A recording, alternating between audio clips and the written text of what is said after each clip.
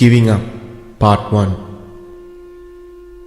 Maharahatun Wedimaga Osse, On the Trail of Arahat, by Most Venerable Rajagiri Aryañana Thero. Note by the Reverend Thero. May this humble effort be a help, strength and a path only for those skillful clergy and the laymen who, having clearly understood the dreadfulness of this ruthless, harsh and dreadful journey of samsara, are trying hard with much determination and perseverance to realize the Four Noble Truths within this lifespan itself. May one apply this to one's life to the extent that one comprehends. If there are mistakes in meanings or grammar, may you not collide with what's not your fault. If there aren't any mistakes, may you see what's right as right. Through all the meanings set out in this, may there be virtue and good on all of you. May one be a help unto one's own self.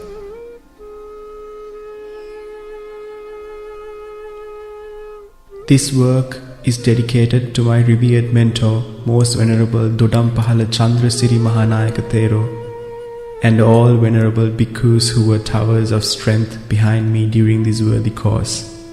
And may all of them be blessed with good health and longevity, and realize Four Noble Truths within this life itself.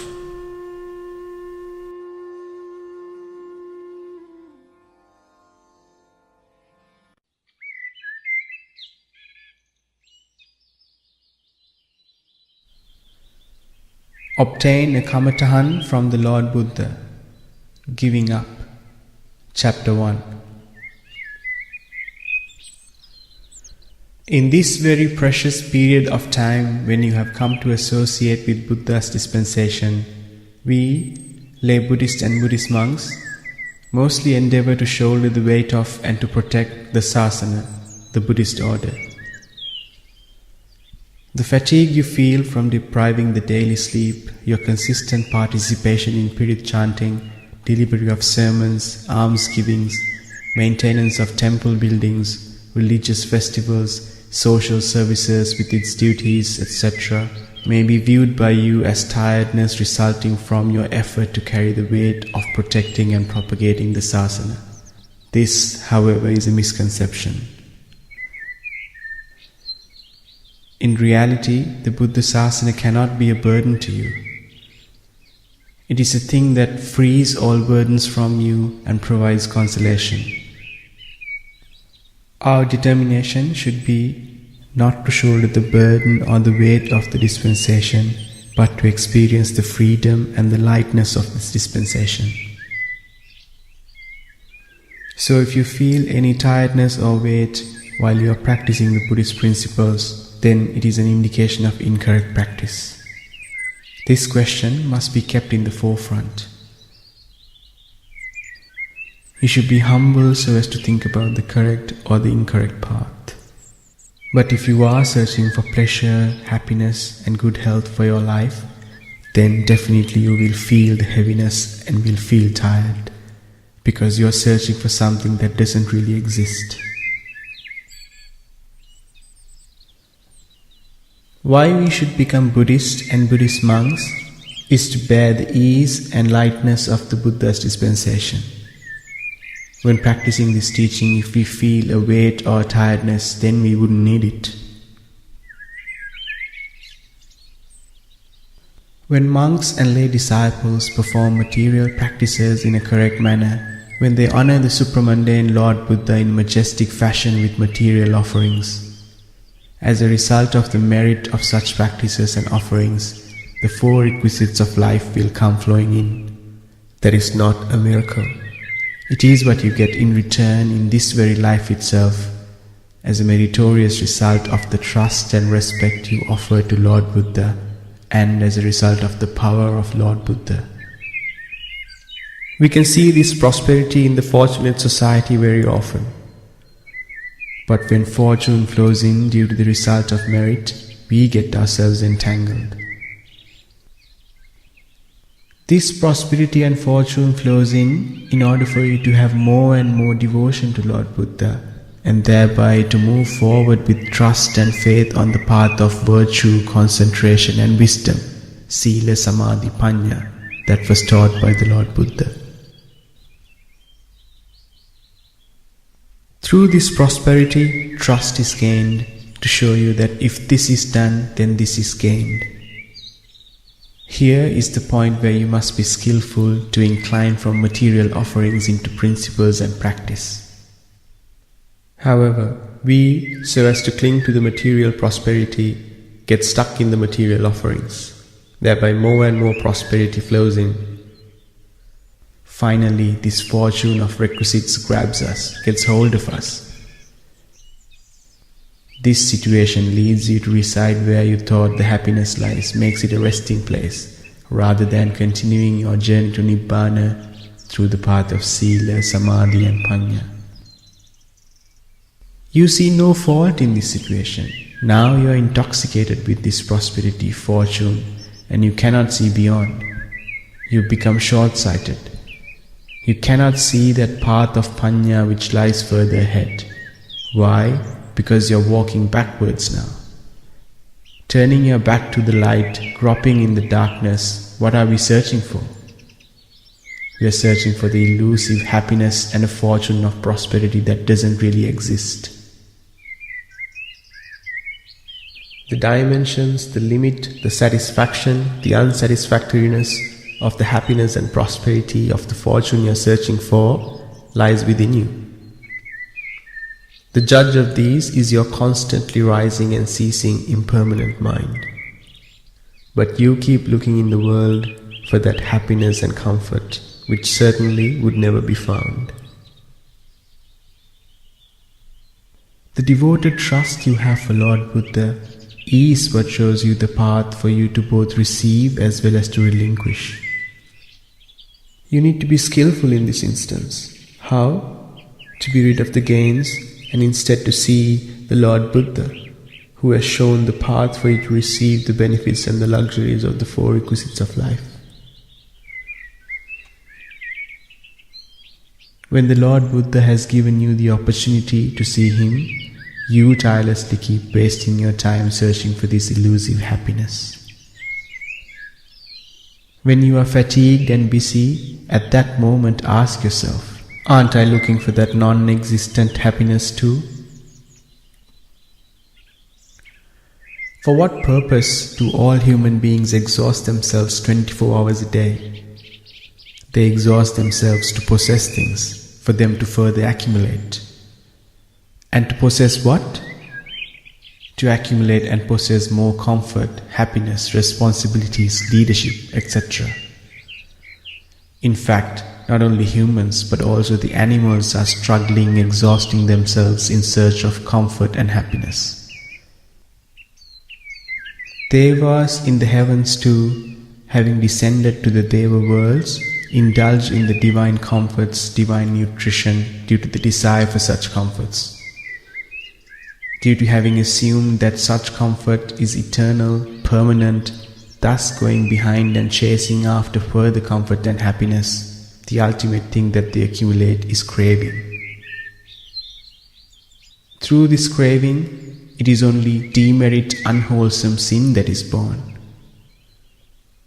In this journey of searching for unsuccessful, fruitless happiness, all beings unknowingly fall into the four hells and thereby are subject to infinite suffering.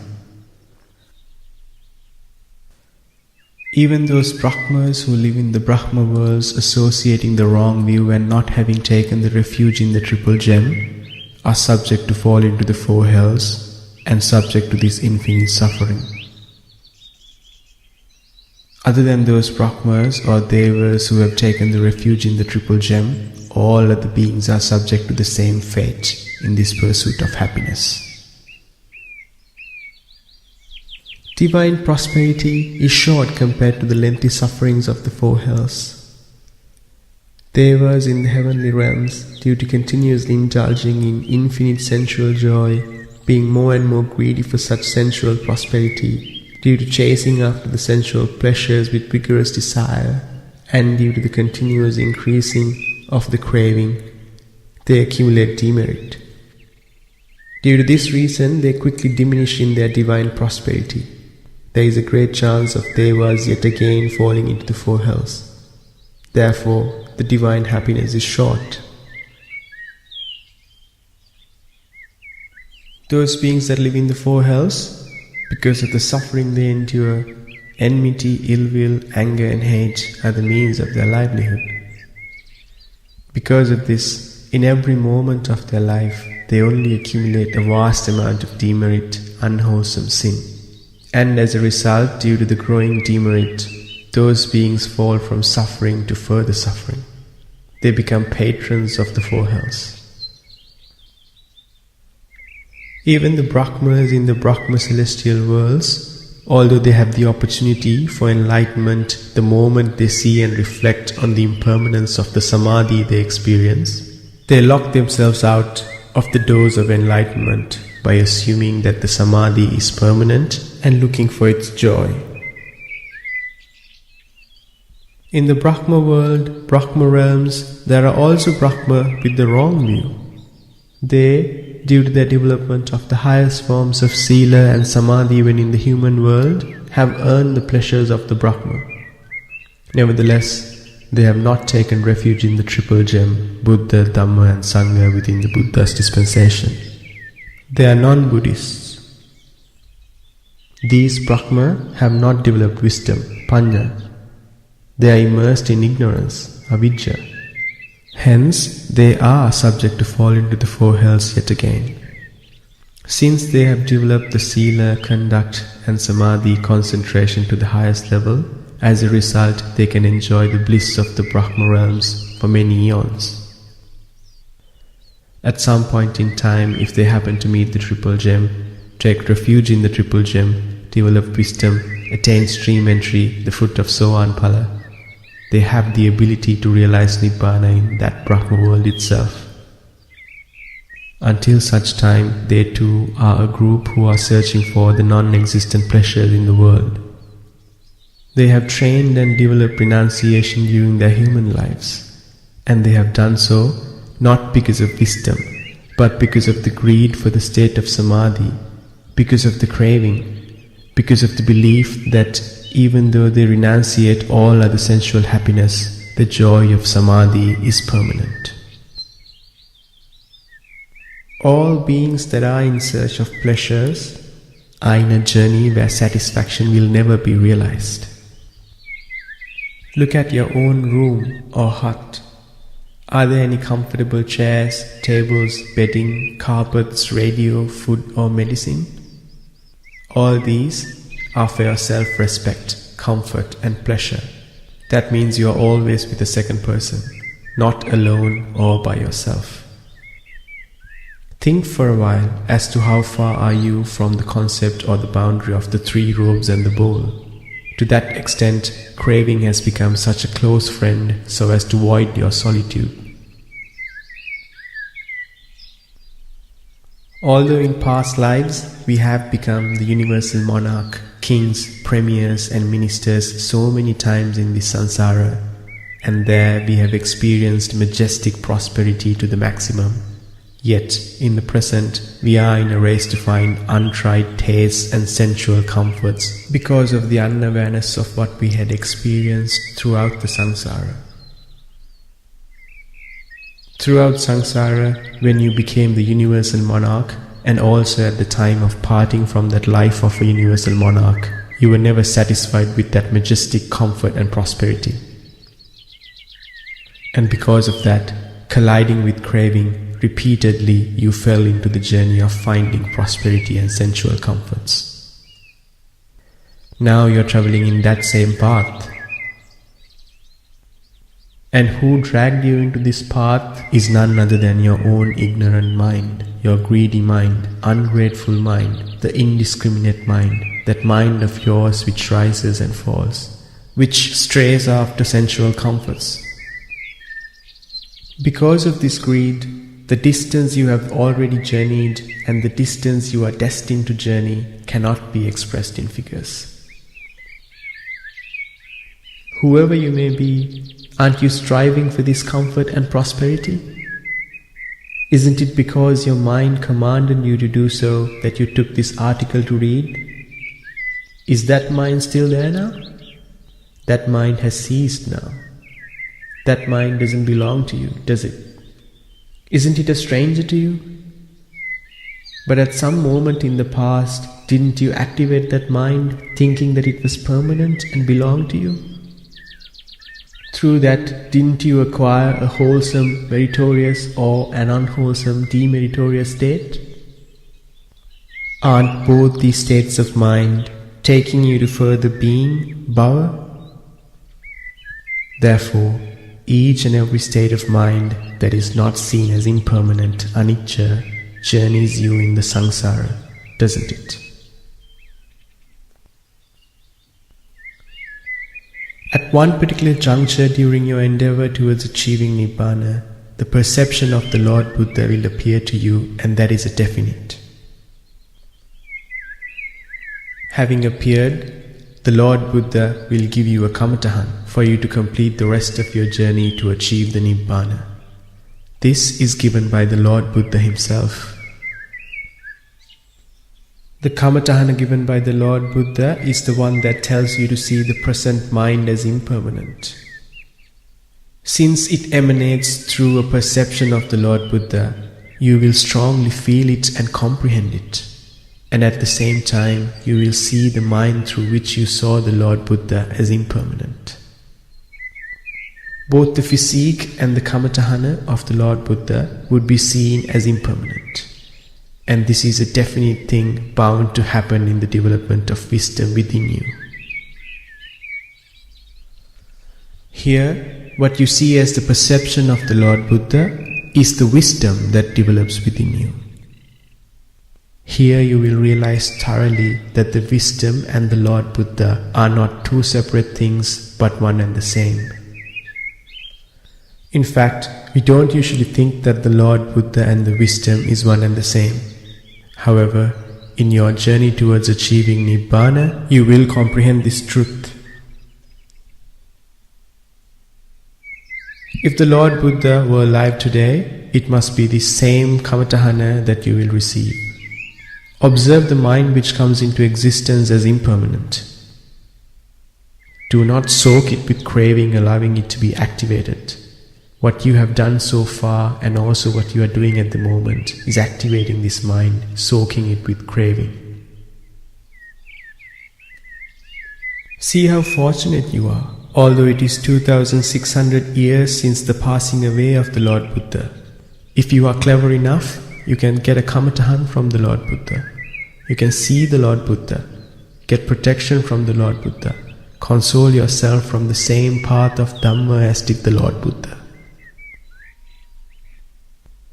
Even by offering 84,000 flowers, chopsticks and requisites, what you see is only the prosperous, luxurious, divine and human perceptions.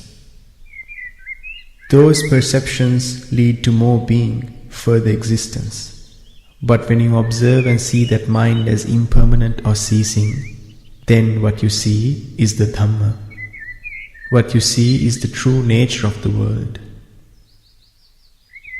But if that ability or strength has not yet sprouted or developed within you, then what you should do is to attend to the above meritorious practices so as to develop that strength. However, you should not be a Buddhist who stagnates and resides at the same place. You should be a Buddhist who is working to achieve the realization through experiencing and seeing for yourself. Puthagjana, the common man who hasn't realized the Dhamma, is extremely fond of delaying. Even in the past, he only delayed the practice. Majority of Buddhists, even at present, wishes and hopes to achieve Nibbana by listening to the Dhamma during the time of Maitreya Buddha. Whether you are a monk or a lay Buddhist, by wishing in this manner, what you see is not the Maitreya Buddha, but the ignorance. You are wishing for ignorance. But if you see that mind which commanded you to achieve Nibbana in the time of Maitreya Buddha by listening to the Dhamma of the Maitreya Buddha as an impermanent mind, a mind which has arisen and fallen, then what you really see is the Maitreya Buddha, the Dhamma to be preached by the Maitreya Buddha. See the miracle of Dhamma. Today, at this very moment, you can see and experience the Dhamma that is to be preached by Maitreya Buddha. But because of the ignorance you possess within you, you are trying to journey multi-eons further in the samsara, enduring suffering. See how much beings are deceived by ignorance? When the opportunity exists at this very moment to see the Maitreya Buddha and the Dhamma to be preached by the Maitreya Buddha, our mind, which is greedy for existence, is dragging us to further suffering. By saying it is leading us to show Maitreya Buddha, it shows us the ignorance. Be skillful to always see the arising mind as impermanent. Be clever to see that the mind is not something that belongs to you. Be clever to see the mind as a stranger to you. See the mind as your friend who gives you the suffering. When you see the mind in this manner, what grows within you is Satara Satipatthana, the 4 stations of mindfulness. What you comprehend, understand, is the Panchupadanaskandha, the 5 clinging aggregates. Paticca Samuppada, the dependent origination. Saptabojjhanga Dharma, the 7 factors of enlightenment. You don't need to go searching for them, no need to learn them. When you see a rising mind as impermanent, the above facts will grow effortlessly within you. You will come to realize them. The one who does not see the impermanent nature of the mind goes behind meditation classes or discourses in search of the above facts. But what he searches for is something that is there within him. Leave all these searches behind. Search for and see only this impermanent mind which activates this physical body formed by the mighty 4 great elements and tends towards the corpse. In that manner, what you search for and see is the true Dhamma here and now. If you want to go to Kataragama, what you should do is to go to the bus stop, get on the bus to Kataragama and buy a ticket. Then the bus will take you to Kataragama. On your journey to Kataragama, if you observe the surroundings passing by, you will notice the Kalutara Bodhiya, the Gaul harbour, the salt pan of Hambantota and the great pagoda of Tissa Maharamaya. However, without getting on the bus, if you endeavour to get to know the details and information and find out the descriptions of all of the above from the people at the bus stop or from a road map, you would miss the bus and would be deserted. In this same way, keep observing your mind. Then you will see the 4-fold mindfulness, the Panchupadanaskandha, the Paticca Samuppada and the Saptabojjhanga Dharma. We'll realize them, comprehend them. You should not go for tuition searching for them. Look at the mind. Mind is that which is impermanent. The world, the beauty, the ugliness, the comfort, the sorrow, the loving kindness, the anger, the existence or being, the extinction. In short, the mind is the creator of the whole world. The mind means a heap of sorrow, yet he is your best friend. He is the pet who utters consoling words to you. He is the deceiver who covers the right path and shows you the wrong one. Also, he is your savior. Therefore, discern the mind by comprehension. Make the mind your best friend. The way in which you can do that is by relinquishing the mind. When you relinquish the mind, then you would escape from the world as well. Because sorrow knows that comfort is impermanent, sorrow would hang around comfort. What comfort knows and sorrow knows is not known by you, because both comfort and sorrow is the creation of a mind which does not belong to you, which is a stranger to you. You don't know the mind. You don't investigate the mind. But every day you go in front of the mirror and inspect your hair, beard, eyes, ears, tongue, teeth, face, pimples and skin. If necessary, you will take vitamins, apply creams. You examine yourself, beautify yourself, but you fail to examine the mind. The mind of yours which searches for comfort and beauty, examine that mind with the mirror of wisdom. What you would see is not you, but only a great force of energy.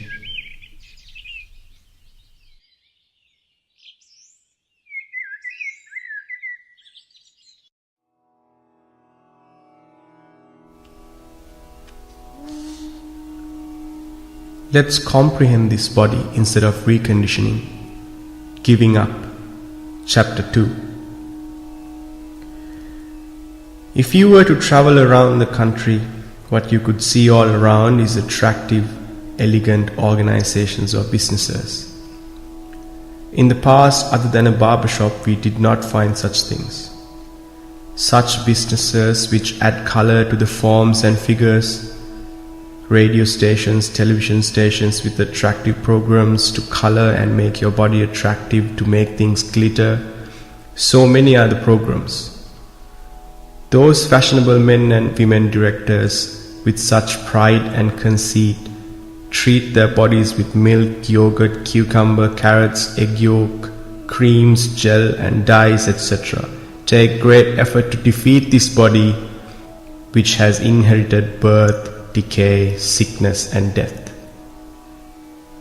To beautify this bodily corpse, to stop the wrinkles, to make it radiant, remove hairs which exist, darken the grey hairs, color the black hairs. Look at these wonderful miraculous actions.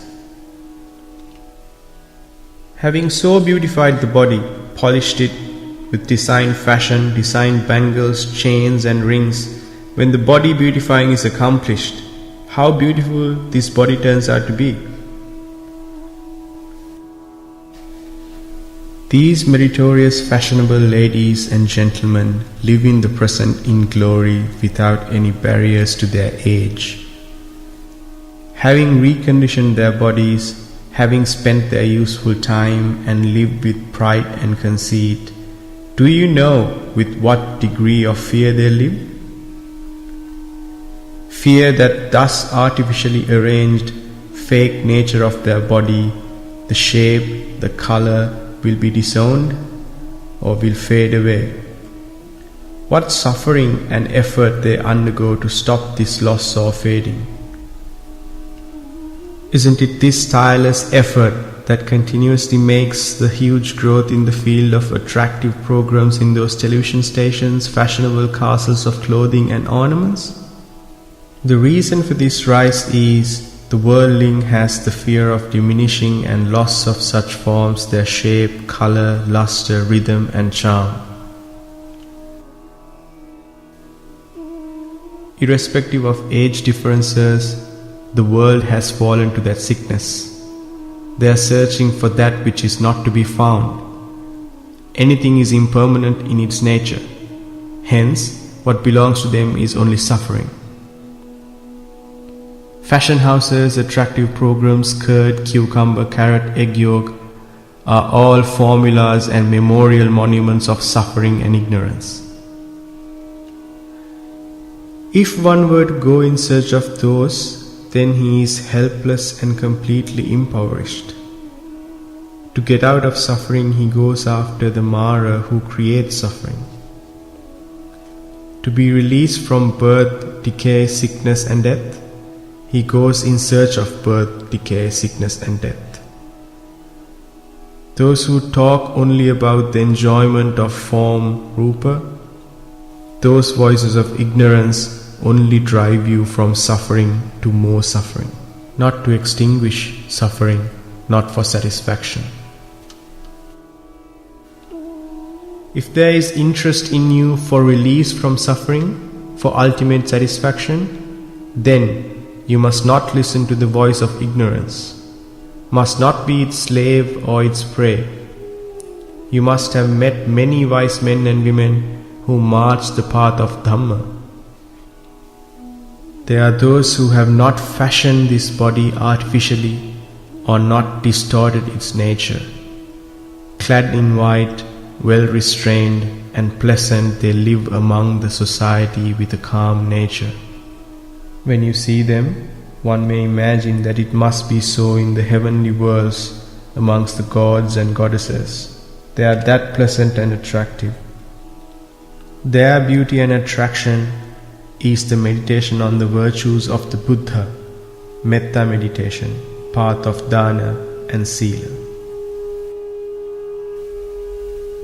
Form means death, form means disease, and form means birth. Fashioning, beautifying or designing such a thing is just the same as fashioning, beautifying or designing death, birth and disease. See how inefficient or unclever we are? In fact, there is nothing to be surprised. When the grandmother dies, having lived 80 years or so, her coffin is placed in the middle of the hall and lit with multicolored bulbs, thus showing the greyed hair, wrinkled skin and swollen face very clearly. Even though they would say the grandmother's face is beautiful and the face has a smile. See how we praise the birth, decay, disease and death? Coloring the graying hair on the head, creaming the wrinkling skin, shadowing the eyes, painting the nails is like attending to death and disease. You must reflect thus. A bride who has to step onto the bridal podium before noon, when the beautician decorates her, it means he begins to conceal, cover and suppress her birth, decay, disease and death from the early hours of the morning. Not only that, she is given advice 1 month prior to the wedding how to cool her body, to beautify, to be pleasant and to be radiant. What is this effort? Not to show the reality of birth, decay, disease and death. However, she is not shown how to develop loving kindness, metta, to keep her mind at ease. See the work of Mara. Along with the evil effects of the form while relishing the enjoyment, even metta is not taught. In the midst of the guests, approaching the midday, being tired, fatigued, without rest, the bride's sweat and tears now pour down, and dissolving the powder, thus show the signs of birth, decay, disease and death. Once again the beauticians begin their work to conceal all with further creams and powders. However, back at home, the bride and the groom see each other and show each one signs of reality. All that beauty is not as beautiful in reality. And does the bride or the groom grieve about that? Not so. The birth, decay, disease and death which are now home is taken as mine. She takes him as mine and he takes her as mine. They come to an agreement. Even if we are to eat salt and rice, we will live so. It means we will take this suffering as happiness. My birth, decay, disease and death you accept. Your birth, decay, disease and death, let it be mine. Let alone the suffering which belongs to one, even the other suffering is taken as mine. In the name of marriage, what happens is, going towards happiness, you have moved to own a mass heap of suffering. In effect, you have not really brought a bride home, but suffering and what belongs to suffering.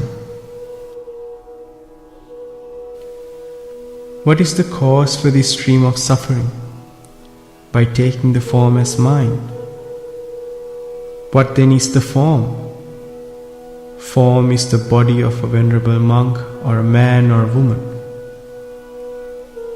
Based on what does this body survive? On food, water and medicine, etc. And so it must be. What is it made of or based on? On what does it exist? Because of the hardness, wateriness, warmth and airiness of the four great elements, namely the solid Patavi element, water Apo element, fire Tejo element and the air Vayu element. By the nature of these elements, the body has formed. The elements do not exist individually at any stage in any single part of the body. One cannot take them separately, as this is the solid element, the water element, the heat element, or this is the air element. As an example, if you take a piece of flesh from your body, this piece has all the four elements. Its hardness is the solid element, its blood is the water element, its warmth is the fire element, its air element is the blood flowing due to pressure. Therefore, this piece of flesh has all four elements. Normally, we would call it the solid element, but this piece of flesh contains the other three elements too. Similarly, take a portion of urine. Normally, we would call it the water element, but the impinging effect is the solid element. The warmth you feel is the fire element. The nature of flowing is the water element and the forming effect is the air element. This shows the urine contains all four elements. Any form which is personal or external, the nature of all form is as mentioned above. But our discussion is on the personal form, which is your body. Now it is clear to you that body means form and the form consists of the four great elements. These four elements always remain in difference or changing. We perceive this change as impermanence. Birth, decay, disease and death are the symbols of change or impermanence. The world's fastest process is the impermanent nature of form. However, much the world has progressed technologically. Even to think of taking a photograph of the speed of change in the form is foolish. Why? Because the velocity of change in the form is such that it cannot be perceived by this fleshly eye. Only through the eye of wisdom, Panya, can one perceive this. If one sees the velocity of change through the eye of wisdom, then he sees that his own body changing at the same speed. Through comprehension, he gets disgusted and then he gets freed from form, Rupa.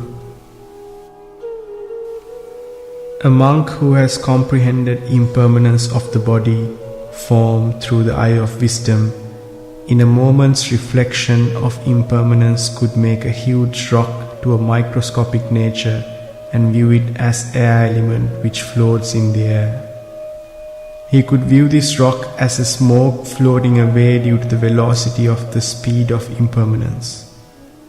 The one who sees this velocity of impermanence without a semblance of doubt will be freed from the desire for form. When the four great elements are undergoing change in the above manner, a subtle space element forms among those elements that are interrelated. This space element can only be seen through the eye of wisdom. This fleshly eye cannot see the space element. Normally, the space element is described as the space between the ear holes, nose aperture, or the navel. But this is just a primary understanding of the space element. The real rising and falling of the space element is created when the velocity of the rise and fall of the four elements are seen. This space element must be seen through the eye of wisdom. Here is a simple example. Go near a table and place your palm just over the table.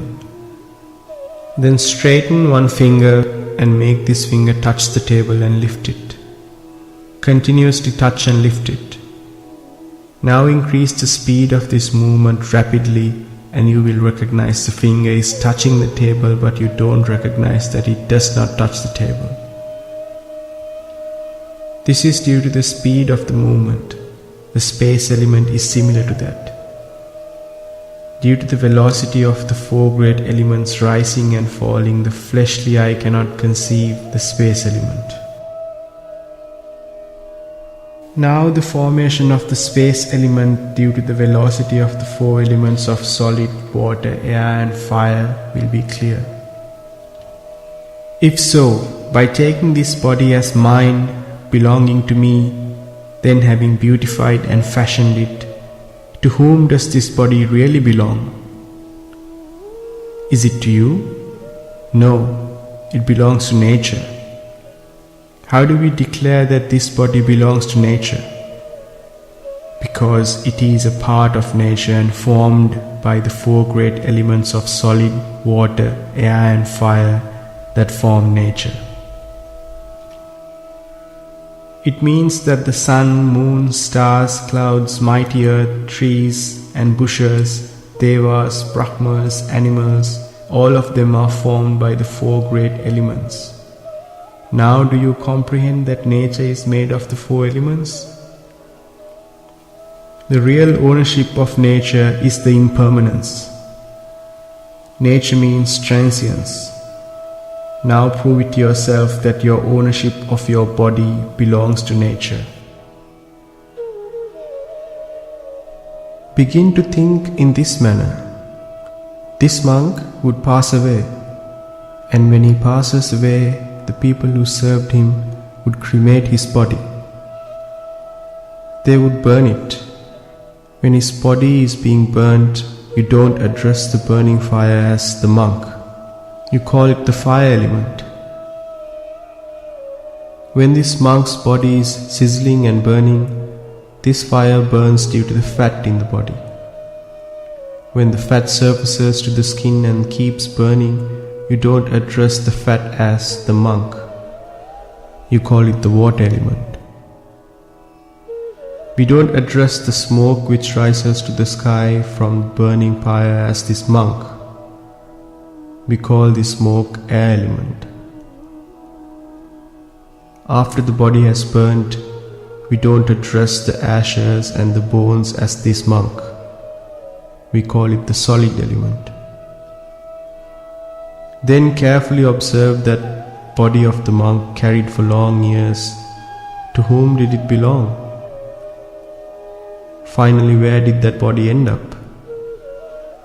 To nature itself. To the nature of the four elements of solid, liquid, air and fire. We then only see the nature of impermanence in the monk, in the fire, in fat, smoke, bones and in ashes.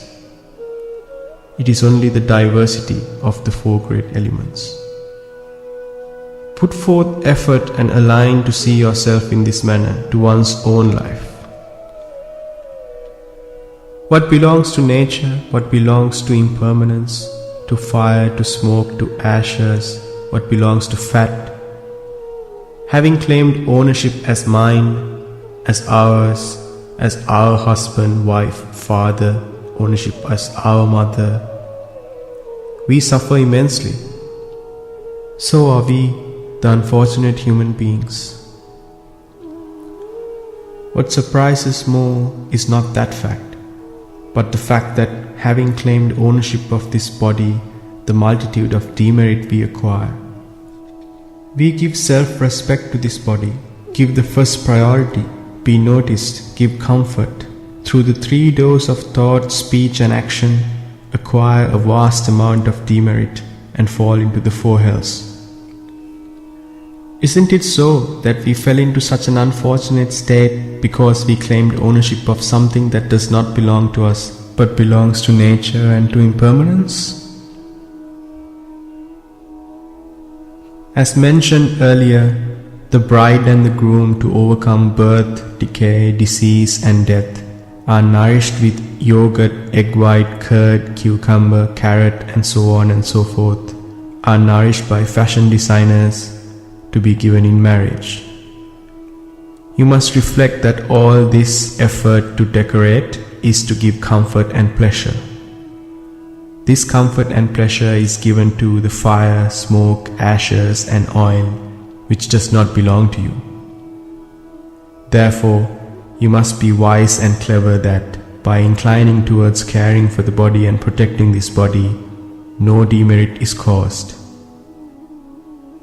Why do you claim ownership to that body which belongs to fire, smoke, ashes and oil, and lead to the state of suffering and the way to hells? Constantly reflect the above nature of things and set forth effort to comprehend and understand.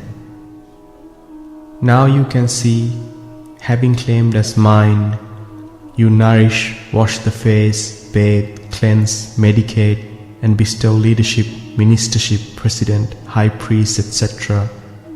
to nothing but that which belongs to fire, smoke, ashes and oil. If so, then what you saw as your eyes, ears, nose, tongue, hairs, nails, teeth, skin and flesh, and then as fire, smoke, ashes and oil, are different states of the elements changing. It's their impermanent nature, and this nature of impermanence does not end here. The fire, smoke, ashes and oil also go through the same nature of new birth, decay, disease and death. Why so? Because they too are forms of the four great elements. Just the same way your body will turn into fire, smoke, ashes and oil, similarly the fire as the fiery nature, smoke as the smoky nature, ashes as the ashy nature, and oil as the oily nature do not remain. Due to the impermanent nature of form, they too change. They change to vapor, wind, clouds, rain, mist and dust, and the trees, fish and animals depend on them. See the transformation of things which has taken place from your body that you beautified with all those substances mentioned earlier. While you were walking in the street, imagine you are faced with a smelly garbage dump. It's nothing but a rotting body of a human or an animal, which in the past assumed the body as mind. This is the changing nature of the elements. He would have adorned himself with gold and silver. Look at the mighty ocean. Every drop in it would be the tears flowing from the eyes of all beings, blood and sweat of all beings. When the body burns, the smoke which emanates collects as vapor, forming clouds, then pours down as rain. Every drop in the ocean in the past would be from a human body. What we see as the ocean is the ever-changing nature of the four elements, the impermanence of the form, Rupa. The world's most beautiful actor or actress, at death, if their body is burned, that body unites with the rain, with the water, with the earth, with the air, and even unites with trees and leaves. Then isn't it this same impermanent changing nature of this body, the rain, the sun, the water, the air, in short, the nature is made of? Just as much we pronounce, due to blood, our relation with the mother, the father, sister, brother, uncle, auntie, grandpa and grandma, so are we related to the rain, the water, earth, trees, etc. Why? Because in the past they too were made of our body, flesh, blood, fire, smoke and ashes. Reflect on the human body. Due to the impermanence of the elements of the eyes, ears and the body, it changed to clouds, water, earth, ocean and trees, and even to garbage. This nature repeatedly changing without beginning or end drags on like a circle. Just as the rain, clouds, fire, or the earth does not belong to you, your mother, father, brothers, relatives, sons and daughters, do they belong to you? All this is a diverse nature of the four great elements, and this diversity is due to impermanence. Therefore, this body belongs to four great elements, the four great elements belong to nature, and the nature belongs to impermanence. How can we claim ownership of that which is impermanent? You must comprehend the above nature and see things as they are. Then through comprehension, understanding and seeing thus, you will be disgusted. Because of this disgust, you will begin to disown and let go of this body. This disownership brings you freedom, the world's most supreme Aryan freedom.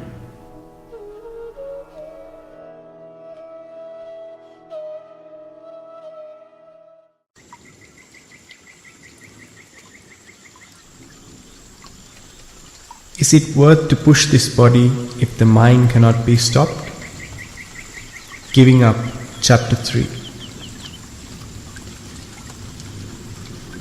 Lord Buddha has declared to the world that not knowing of four things is the ignorance of the human being.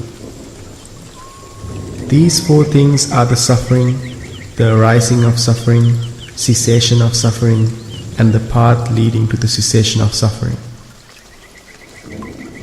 Due to the ignorance of these four noble truths, the beings are subject to birth, decay, disease and death, and they strive relentlessly to maintain this body in a healthy state.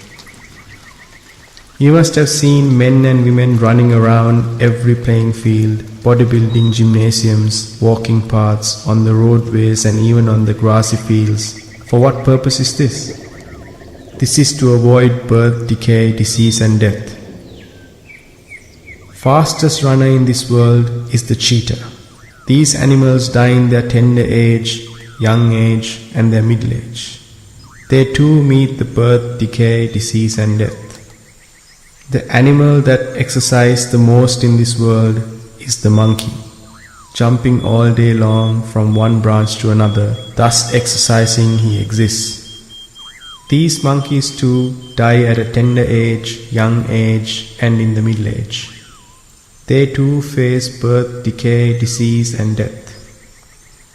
Therefore, either through running, walking or with exercise can one stop birth, decay, disease and death. The day we begin to stop this running, that would be the day we can overcome birth, decay, disease and death. Whose running do we need to stop? We need to stop that running mind with its desire for this body. The mind with its holding, upadana, when stopped, is the point where the suffering ends. What is it that hides in this running and exercising? It is ignorance.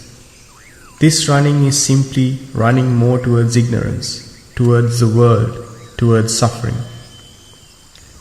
What we are trying to maintain healthy is a body that inclines towards ill health at every moment.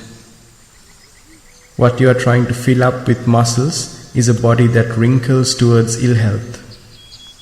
There never existed or exists a person in this world that by running or exercising got a solution to relieve this body from birth, decay, disease and death. The one who sees that this body is a nursery for birth, decay, disease and death, then having got released from the lustful desires towards the form, is the one who is freed from suffering.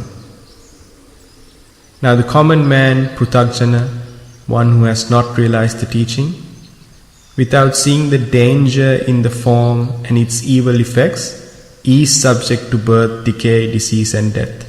And so he grieves, trembles and fears. Beauty will disown me, beauty will vanish, and the good health too will vanish, and so on. The one who has a lean body will build his body and be happy. The one who has a huge body will slim his body and be happy. The fat one will get rid of his fat and try to be happy. The one who lacks vitamins will supplement with all vitamins and try to be happy. What is it that we see in all this?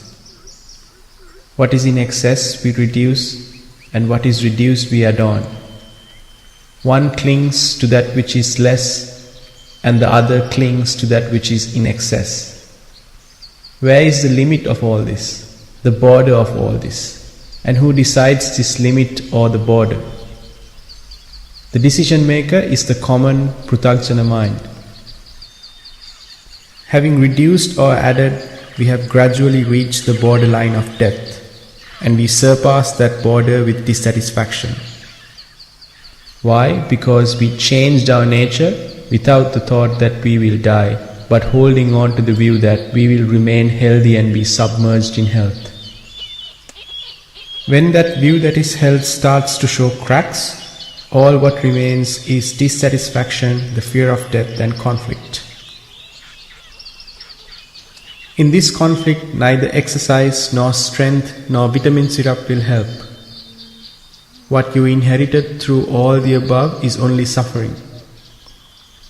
During your lifetime, if you only train to gain permanency through physical strength, exercises and so forth, and at the time of death, if this perception appears as the last wish, if you cling to the above states, then your next birth could be in the womb of a cheetah or a monkey. Why? Because the way you wished to be and held on to your life to run happily and to exercise happily. One time when a bhikkhu was in deep concentration, samadhi, he saw this vision. About 200 meters above in the sky, a team of about 20 persons was performing gymnastics on swinging cradle-like instruments.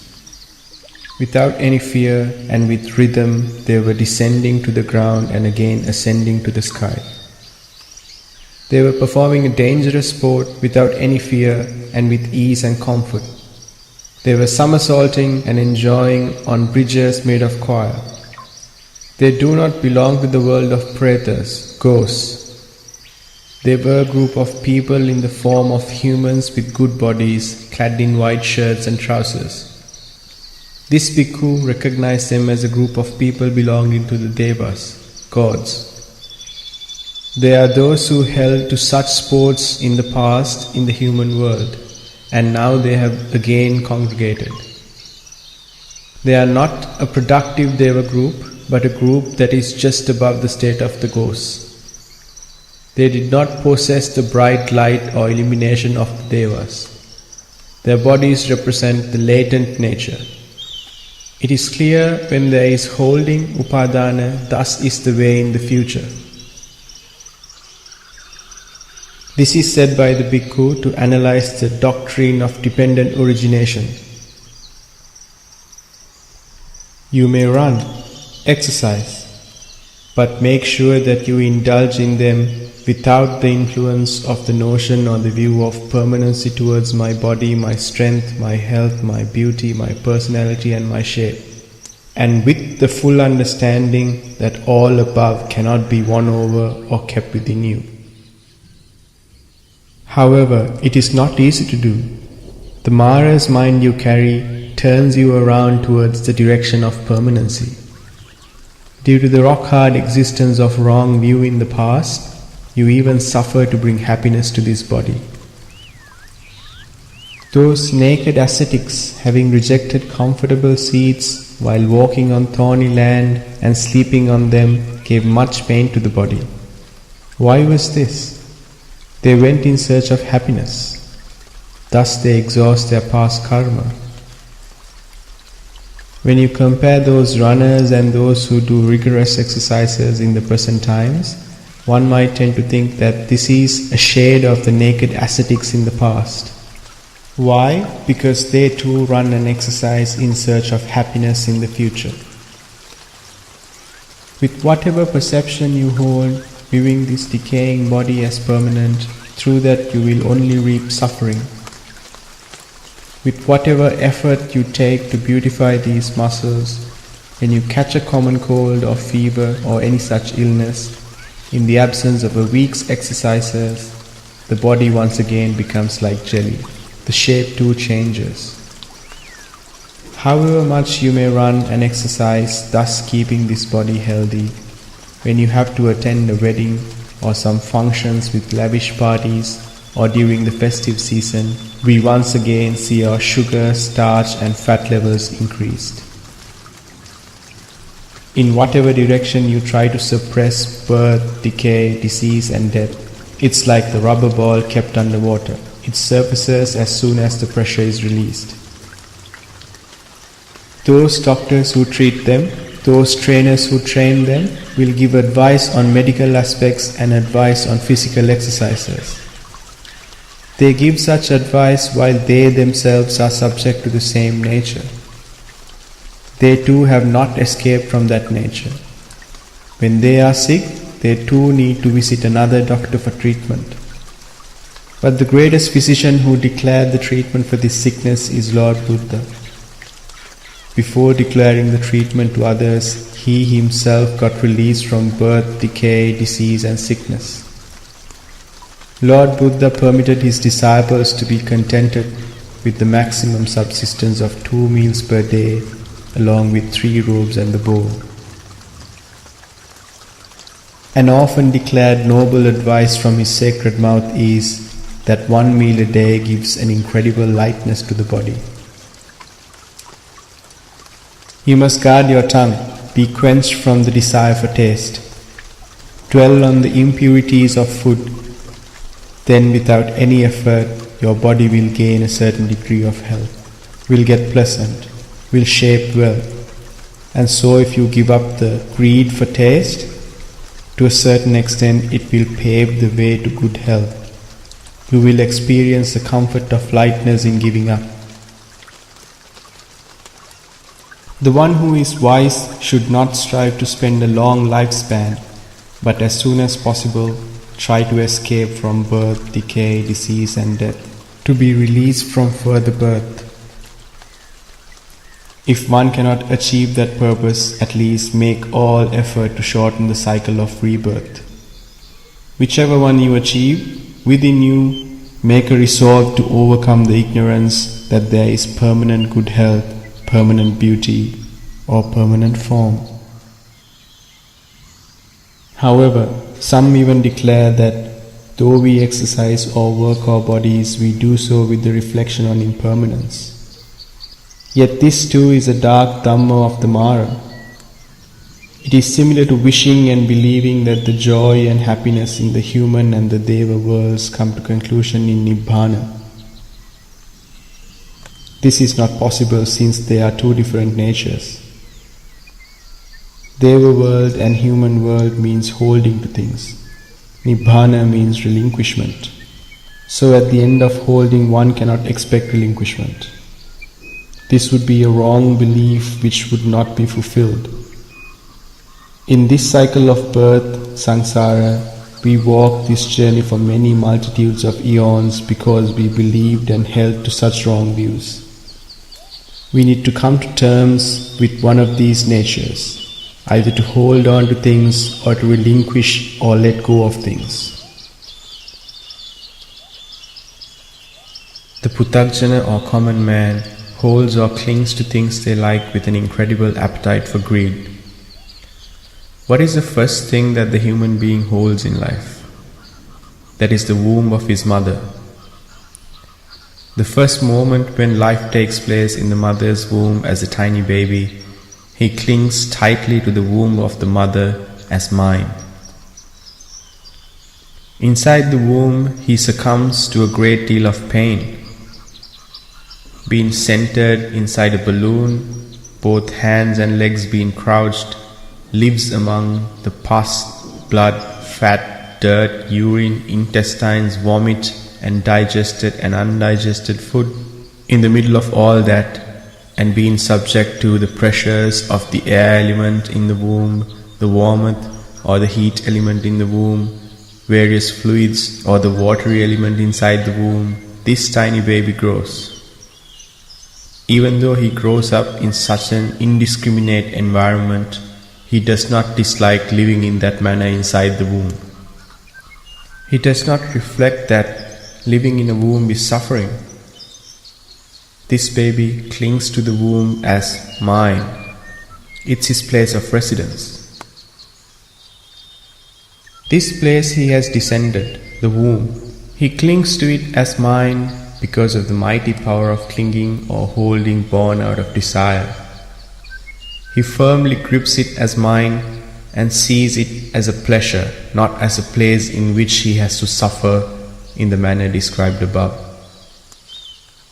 9 months passes in this manner, and with much fatigue he is born into this world.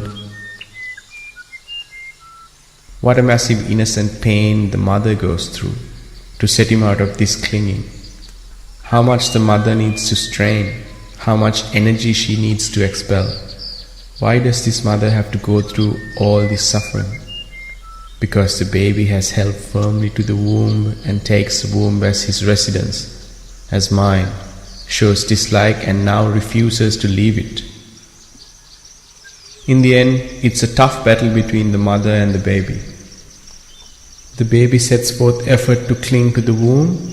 The mother sets forth effort to bring him out to the world.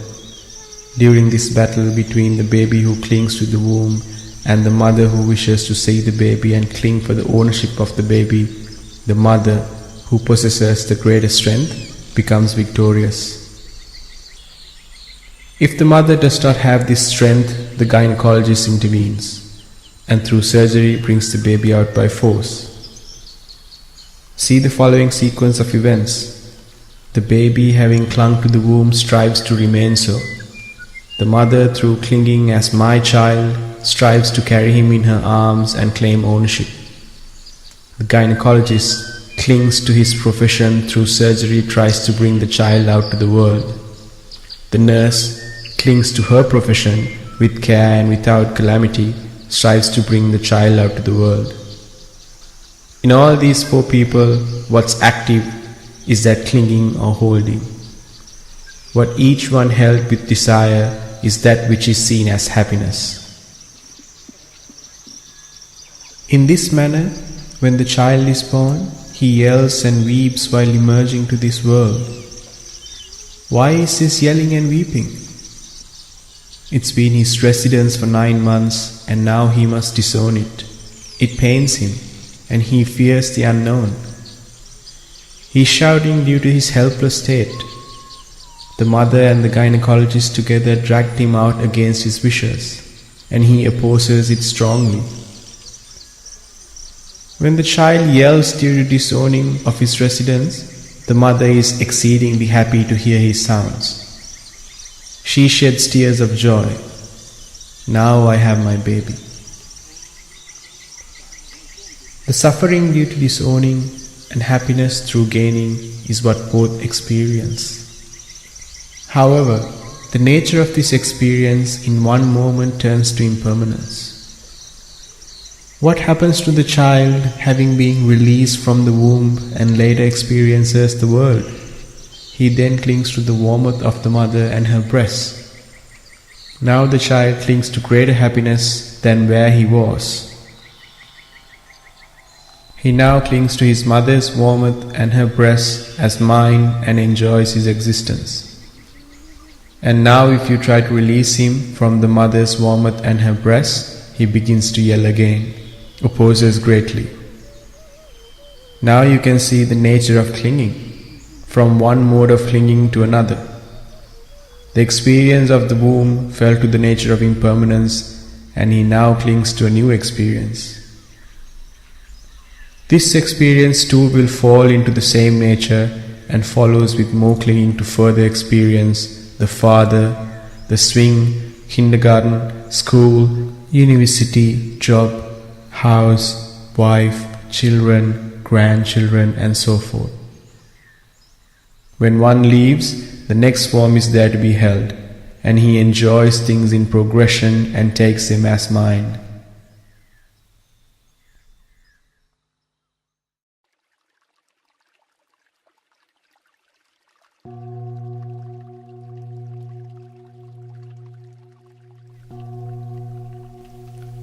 Be the war warrior without salutation and gun. Giving up. Chapter 4. In the present, even if you were to live in a luxurious house with brand new furniture, very silky bed linen, wearing smooth dresses and having used vehicles worth millions of rupees, and wore gold and silver to make this body shine, in the past all of us lived in the midst of pus, blood, fat, dirt, urine, intestines, vomit, digested and undigested food, and crouched in the middle of a balloon, having taken as mine the unpleasant surroundings of a womb, holding fast to it with refusal to leave. How many millions of wombs we may have owned in the past? In the end, it is not to be so. There was no ownership. So many wombs we entered and suffered with consent. In the future too, we strive only to enter further wombs and to suffer similarly, and to take birth over and over again. As long as this wish is within you, other than be sons who take the womb as mine, or mothers and fathers who take sons as mine, there is no escape from this cycle of births. Immediately when a baby is born to this world, what actions would you and your husband take? You name the baby, first name, surname and the birth certificate. But why the birth certificate? To make sure the baby is ours, not to be registered as another. Therefore, as per the law, the baby's identity is well registered so that no future contradictions would arise. In other words, you would take every conceivable action for the protection of this child, with the assumption that this child is mine. But you would not think even for a moment where this child came from. Sometimes this child could have been from another religion, from another race, and he may have even been a beggar in the former life. He could have been discarded from his caste and suffered as a social outcast. May have even been an animal, a ghost, a demon, or even a god, or a Brahma. Having been such and such a being in the past, he took rebirth in the womb of a mother. This child even could have been your mother, father, or a relative. However, you have no idea or knowledge that this child you cradle was a being who could have been your mother, father, relative, or even from another religion, from another race, or even a ghost or a god. This is the force of attachment, shamelessness, nakedness, wrapped around by the subtle garment of craving and greed. Begin to think in the following manner: that you were an officer in the army, and as per your rank that you fight to protect the country, race and religion. Due to your fight, many die at your hands. Let us assume that some of those who died were people who were on the wrong path in a different race. Now you feel compassionate towards them and feel that pain, and feel sorry for their parents and relatives. During such time, while these feelings rise and fall within you, you succumb to death in the field of war. Due to the grasping or the holding to that situation, when you meet with such a death, there is always a good possibility that you would take birth in another mother's womb in that very race you happen to kill. Now your new status and acceptance will be as a child in that new race with a new name belonging to that race with all its genes. When this child grows up, he joins the army which belongs to that race and land. He now fights against his former country. Can you imagine what a cheated, contradictory situation this happens to be? For those long years he fought as a soldier against one land, and then as a soldier once again he fights against his former land. He sacrificed his life for two lands. This scenario does not stop here. Due to the grasping or the holding to the same situation, he renews his being. So it can be very well that though you may have fought one war, being aligned to one race with great pride, it surely may have been that you were in the opposite race in the past, fighting the same war. Due to the same war, you may take birth again in the opposite camp, born to a mother in that race.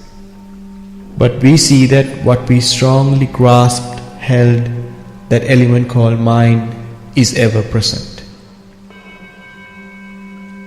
Now it should be clear to you how for many eons of years during this cycle of births and deaths in this world, that you would have been a blood relation of every human being, savage animal, and ghost, god, or a Brahma.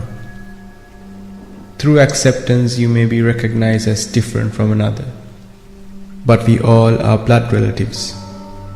Yet the world goes into war through racism.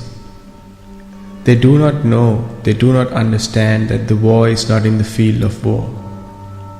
Still they think the war is in the battlefield. But the first seed of war begins in the ignorance-filled mind of a human being. War begins in the mind. Why is this so? It's due to the holding born of greed or craving. If someone were to think that the wars in this world can be stopped, then it's just a myth. One cannot stop wars. Either side cannot be finished. However, with the bigger power it can be subdued for a while. Yet it's only temporary. The war can be stopped not by killing the people or killing their view, but only by killing the ignorance in the minds of the people. Death of ignorance gives birth to knowing, which means wisdom, panya. Wisdom means victory over the greatest war in the world. The one who thus attains victory does not toast to such victory, nor does he invite people for dinner, raise the national flag, light firecrackers, nor does he receive the guard of honor with gun salutes. Why so?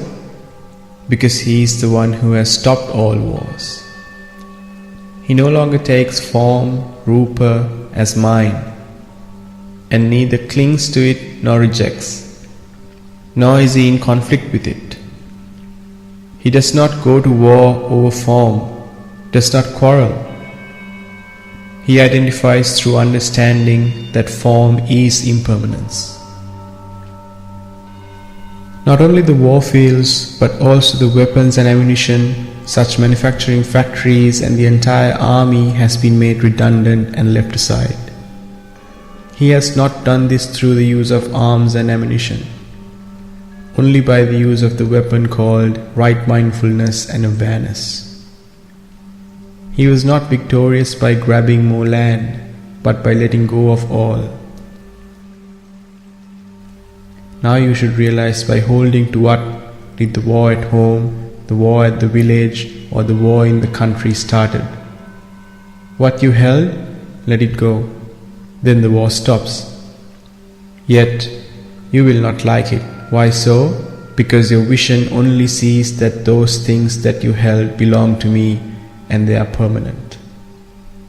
What you have held or grasped could be the country, race, religion, status, job, leadership, or whatever. But all these are of the nature of impermanence, and they are the ones with which you fashion your behavior. The Lord Buddha declares that holding or clinging takes place due to craving. And it is this holding or clinging that drags you to birth, decay, disease and death. Therefore, for a moment, stop this running, exercising or bodybuilding, or while doing it, when at rest, reflect for a moment on what this body is, what this flesh is, nerves, bones, blood, dirt, urine, intestines and phlegm. Is there anything here that we could fashion to our needs? What is there in them for us to fashion, to make, to build, to nourish, or even to decorate? They are not meant for any of those stated, but they are meant to be given up. Let them be. Letting go is the right choice. In the morning you spit out, saying, "This does not belong to me." The mucus of the eye, the body filled with dirt and urine, you send it all out, as this should not belong to me. The body filled with air, that too you let out. You wipe off the sweat in the body, as that too does not belong to you. In the exact manner the ignorance-filled mind, which tells you that in this body there is a being, a person, and that you must make this being or person be in good health, the muscles must be well built and so forth, must be set aside by saying that too does not belong to me. Release the view that in me is me, in me is a self or a soul. Aren't you ashamed, disgusted, or loathsome to take a corpse, a dead body, and a ghost in a past life, barbarous animal in a past life, as mine? To identify it as mine, isn't it shameful? If you still do not feel shameful, then you must keep rereading.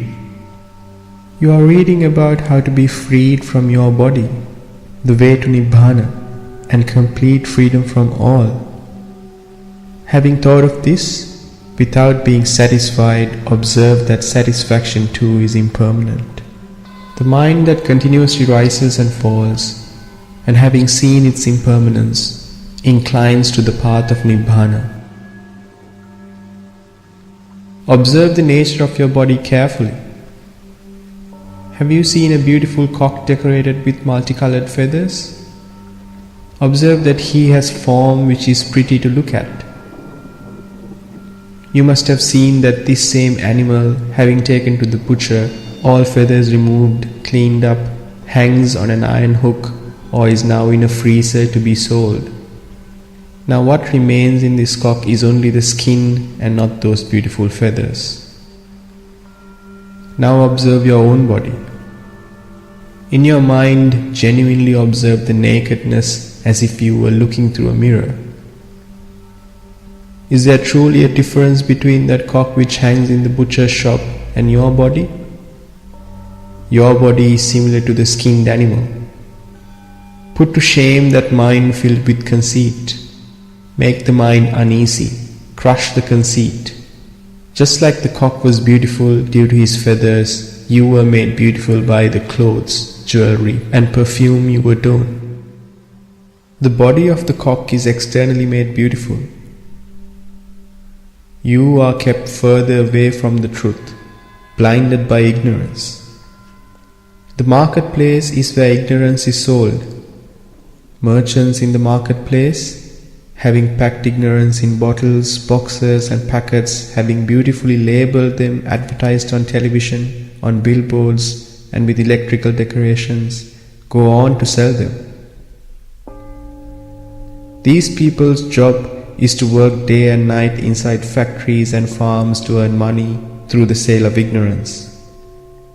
On one side they manufacture ignorance, and on the other side they pay money to buy the ignorance. According to the society's ability or inability, the manufacturing and the sales qualitative nature goes up or down. Increase and development of the world's commodity and service sectors mean the development, progress, and advancement of ignorance. It is the increase of manufacture and sale of ignorance. Now you leisurely think whether you too are a servant of ignorance. These fortunate people, instead of the wasted time and effort on keeping this body healthy, running and exercising, divert that time and effort to understand the nature of your body. This mind which do not belong to you and is always foreign to you, bring it under your control. Develop mindfulness and awareness. The mind that tells you to run and exercise, let it go. Then you will have let go of running and exercising. Restrain the tongue and be healthy, thus gain a healthy body. Observe the ignorance in that. It is not to show the world a healthy body, but to use it to be released from this journey of samsara. Make your body a vehicle to get close to the door of release, Nibbana. Make the way that you are not a cheetah which runs a fast lap, a monkey which exercises a lot, nor be born a ghost which does gymnastics in the air, having clung to exercises in the past.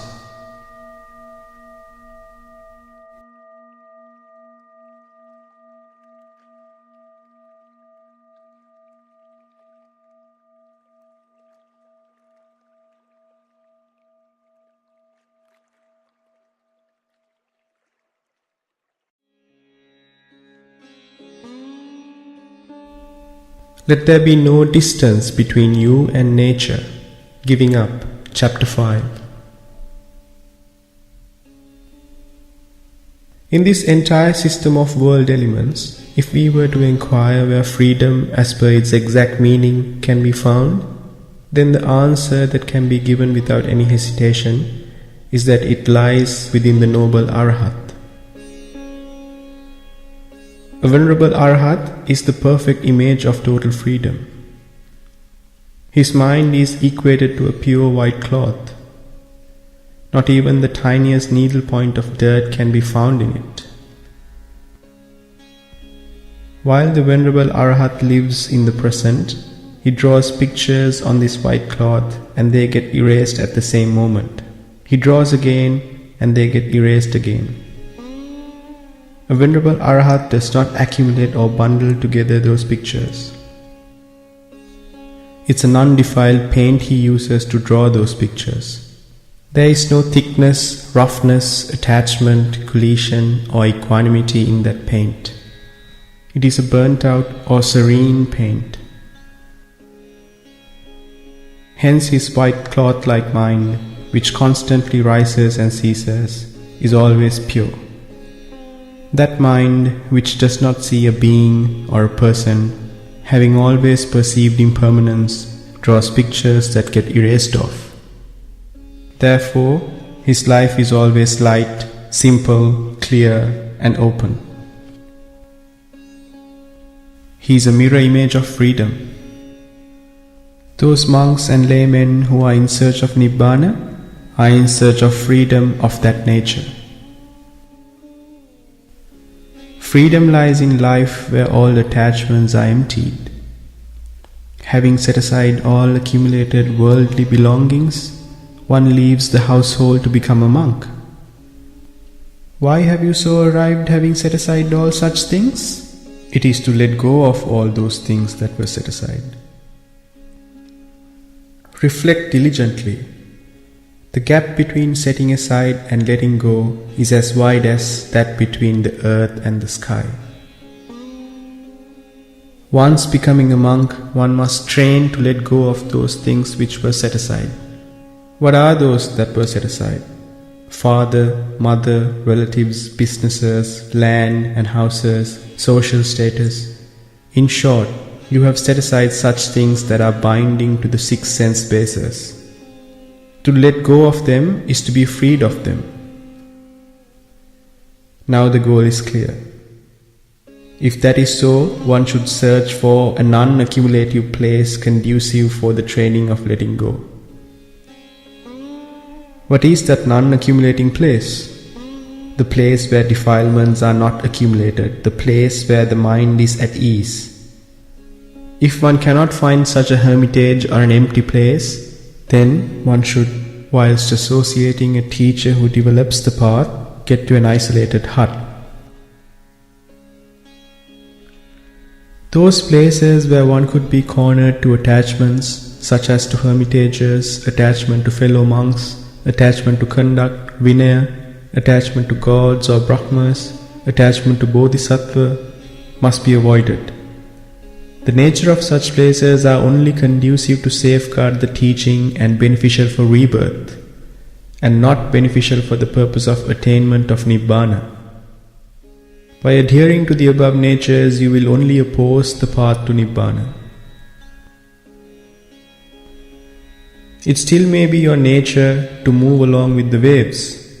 You have left the fires of the household not for the purpose of riding the pleasant waves of the norm, but to swim upstream of that current. If you were to fail, you will come under the influence of flourishing four requisites, local and foreign, lay and monk relationships, fellow and teacher bonds, etc. Do not get attached or hold to anything. Learn to systematically drop off all that have been held. Think that with age, having understood life, that you are a complete person who has arrived with a purpose to this teaching, sasana. However, you must guard against an overestimation of yourself. You must know that there is a higher conduct than the Samanera conduct or the Upasampada conduct. That conduct cannot be received from someone else. It is self-achieved by enhancing one's own effort towards both Dhamma and Vinaya. Vinaya or Sila is only a tool for the comfortable achievement of Nibbana, but not a rope which is used to tie your hands and feet, nor is it a prop which kills your freedom.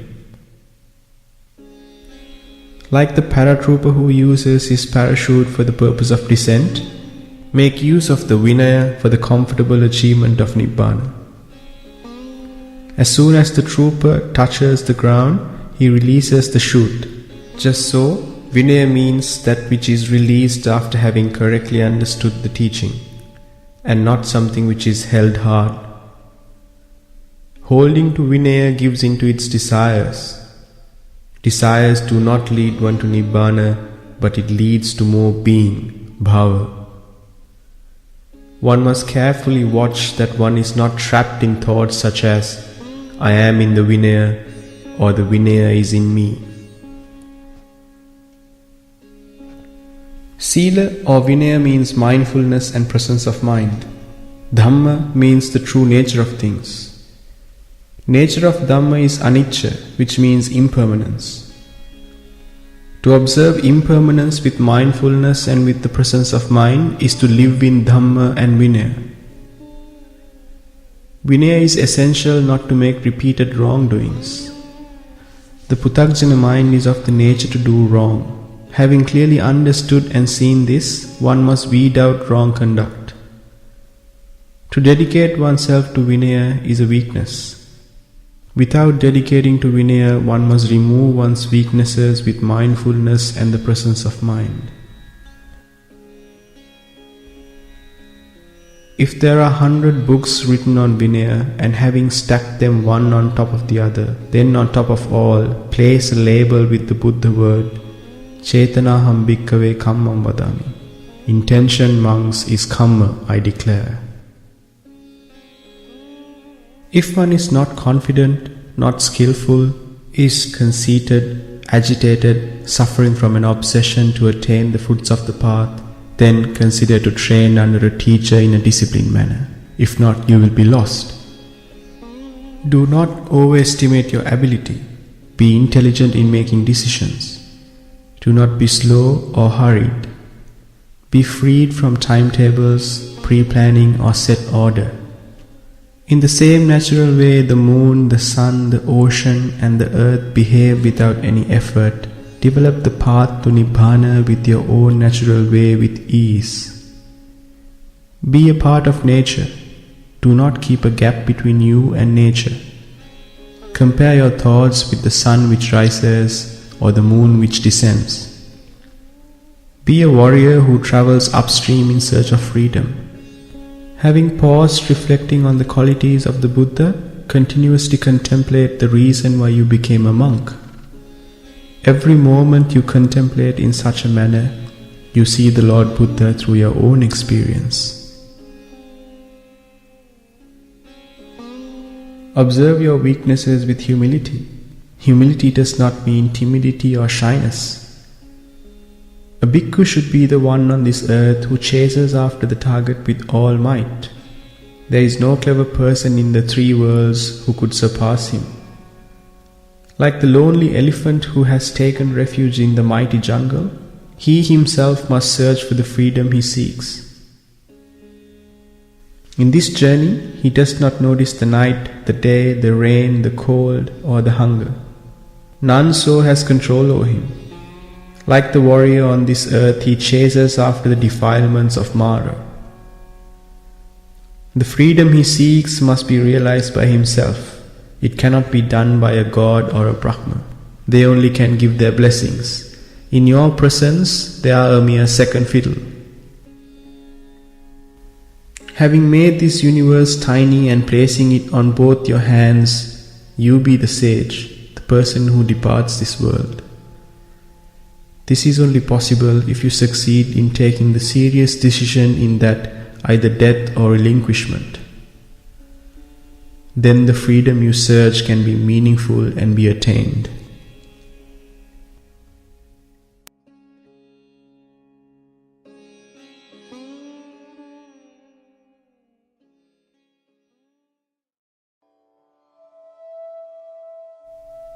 Layman's Story.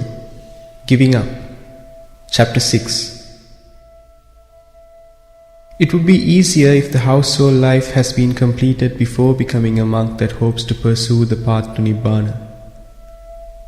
If the household life has not been completed, then do not hurry to be a monk for the purpose of Nibbana.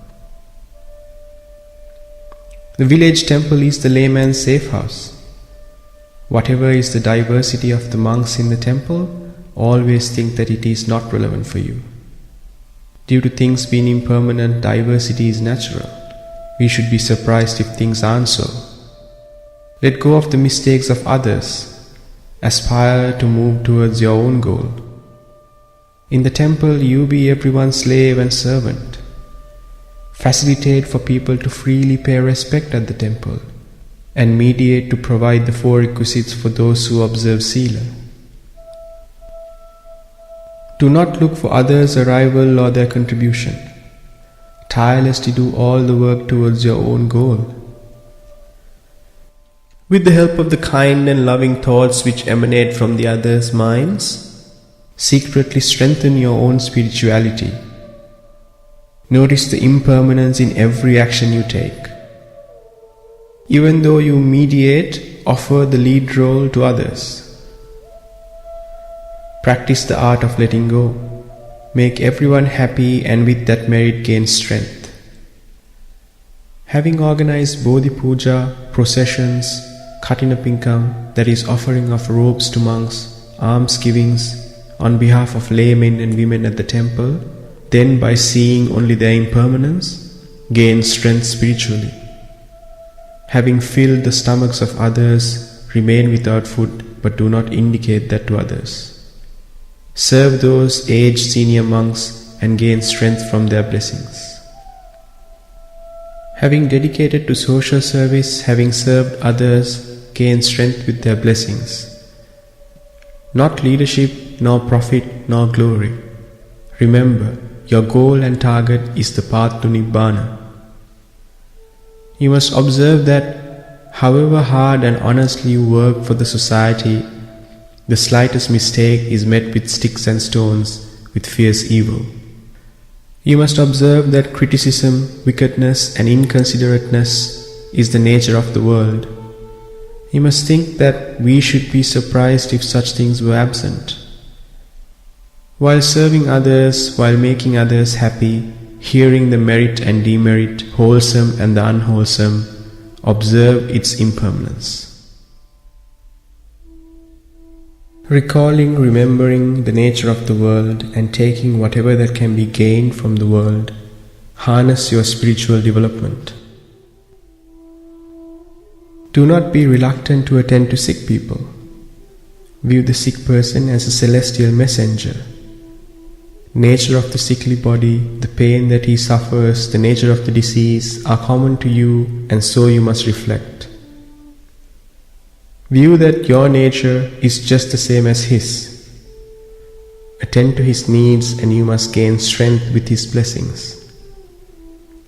Once in every 2 or 3 months, visit the sick people in the general hospital, children's wards, and cancer hospital. Walk through the wards of the critical patients. Do not go to embrace the suffering of those sick people. Understand that the voice of those who moan and scream in pain are the same voice as yours. Those meritorious people in the cancer ward, whose hair is lost, whose breasts have been removed, make them the object of your contemplation. View this as the nature even common to the prettiest actors and actresses in the Hindi cinema. If you are constantly harassed by thoughts of lust, then visit the pregnancy ward in the women's hospital. Those mothers who are about to deliver babies and their painful nature of behavior must be observed humanly and sisterly. This will kill your lustful thoughts. In this consumer-oriented fancy world which deceives you, see that every item of food in supermarkets filled with consumer goods that please your taste buds is only to nourish your body. Sanitary towels which adorn the supermarket racks with beautiful packing, we must reflect with wisdom the nature of the waste for which these towels are used. Though we pompously push the carts with filled bags, we must learn to view that what we nourish is only an impure body. You must be skillful to make all these an object for contemplation.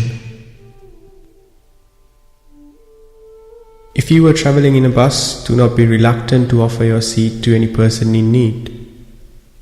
If on a long distance journey and if the necessity arises to offer your seat, let that be a gift for yourself, and do not think of the distance to go.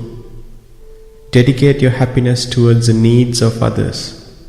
If others laugh with contempt, simply pay no attention. Gain strength through the blessings of the receiver.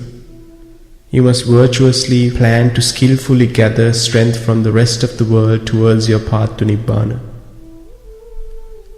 While getting others to do meritorious deeds, you strive to grow in the path. Make your way to go beyond the world by deceiving the world. Think that searching for Nibbana is the most selfish act in the world. Having relinquished everyone, making everything an object of contemplation, you must make your way beyond the world. If you become skillful to comfortably go beyond the world, you can put forth effort for the virtue and the welfare of the world. Therefore, be selfish in the present so that you can work towards the welfare of the world in the future. Bestow the joy you gain through the above effective practice to the protective gods, Devas. In this journey, to avoid obstacles for your protection, make those unseen forces happy and gain strength through their blessings. Put forth effort to relinquish those that must be relinquished. Delay relinquishing those that need not be relinquished until the suitable time comes. Accept the responsibility of not hurrying. Always be critical of your indiscriminating mind. Always probe your mind. Using the eye of wisdom, panya, that is above your mind, you must always engage in a friendly chatter with your mind. The mind that rises and falls must be subtly trained for it to be brought under the clutches of wisdom, panya. You are still a meritorious layperson. Whatever your senses desire, experience it, taste it, and see its impermanence. You still have that freedom. By trying to see the impermanence without having experienced, without having tasted, it is possible that you may be confronted with questions in the future. By tasting over and over again what is most desirous to you, the most liked by you, willfully be freed from that desire. By experiencing those that are desired, understanding, seeing the impermanence, practicing to give up, fulfill the lay life and open the door to monkhood for the purpose of pursuing the path to Nibbana. During the lay life, let your mind dwell in the monkhood. Train yourself thus to live a simple life with the bare minimum of resources.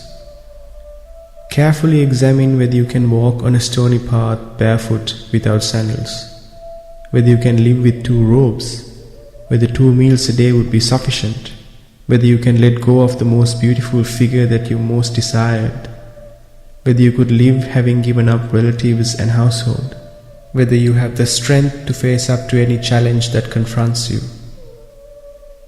If the answer is yes, then now you are truly qualified for monkhood.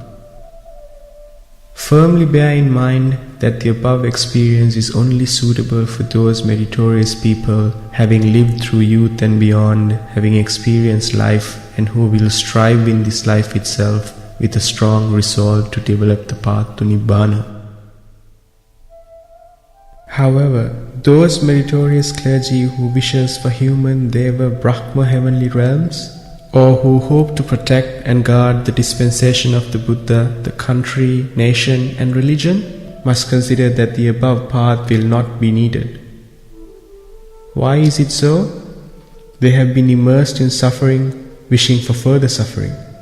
It is due to their ignorance and with the hope that there is happiness in the above objectives.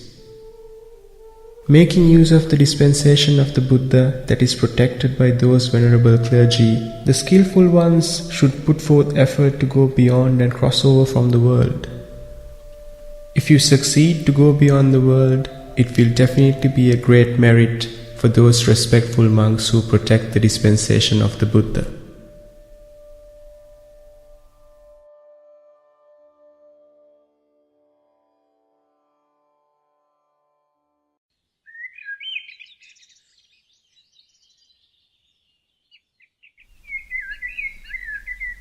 Make Mara, ignorance, fear you. Giving up. Chapter 7. For a monk that works hard to realize Nibbana in this life itself, it is essential that he has an independent environment. One cannot give a single meaning to this independence or freedom.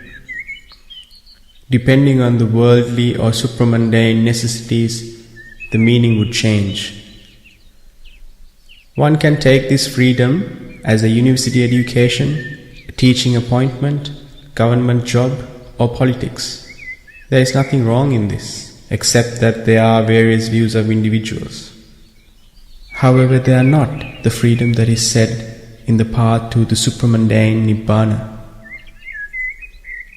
The reasons mentioned here are not for those young bhikkhus who train in this Buddhist dispensation, but for those who, while living, understood and seen the suffering of the worldly pleasures, seen that through all these one accumulates only suffering, and thereby are brave to put forth effort to realize the path to Nibbana in this very life itself by establishing the complete meaning of the words, to be released from the bonds of the household.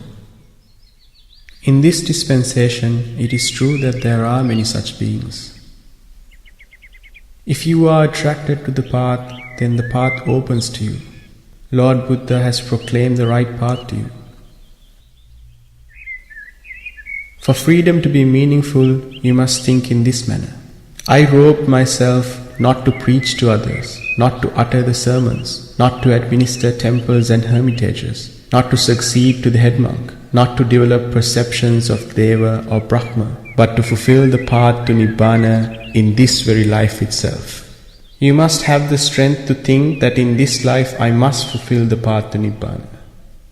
According to the advice of the Lord Buddha, freedom means to be able to think in this manner. As to the teaching of the Mara, ignorance, freedom means to think contrary to this. As a son of the Buddha, firstly you must reflect that Nibbana is within you, and it is not near the Buddha or with the head monk, neither in the book of sermons nor in the Tripitaka. Nibbana is not in any of those things. Knowledge, examples and the path are inscribed in them. There is no argument about that.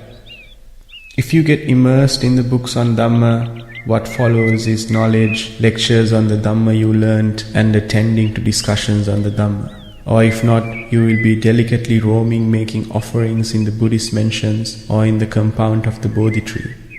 The lay people are very fond of these rituals. Popularity, honor and respect the bhikkhu receives are much. What both parties develop are the worldly defiled dhammas. They are causes for happiness in the existence of samsara. In the end, the one who left all and robed as a monk sadly ends up as a puppet to keep the layman happy. Here you must be clever to give up, relinquish all. However, you must associate with those even cleverer than you are, those noble friends who have developed the path, and do not avoid or relinquish this until such time you advance to a position of strength. Think and see that the great Lord Buddha is always sitting in front of you. Venerable Sariputta and Venerable Moggallana are sitting in front of you, giving you advice. In this journey, you need no further protection than this. Common jargon is to amass. What do you amass? Knowledge, stanzas, sermons, higher Dhamma, preaching. Let go of this entirely. Feel the freedom and lightness. Pursue feeling freed from anything which weighs. Extinction is an operation, a direction. For this operation, what is important for you is the 3 robes, the bowl, and a lonely hut. If you believe that you are fulfilled in sila, conduct, and samadhi, concentration, if you have no doubt about your sila, then it is appropriate that you select a lonely hut in the forest.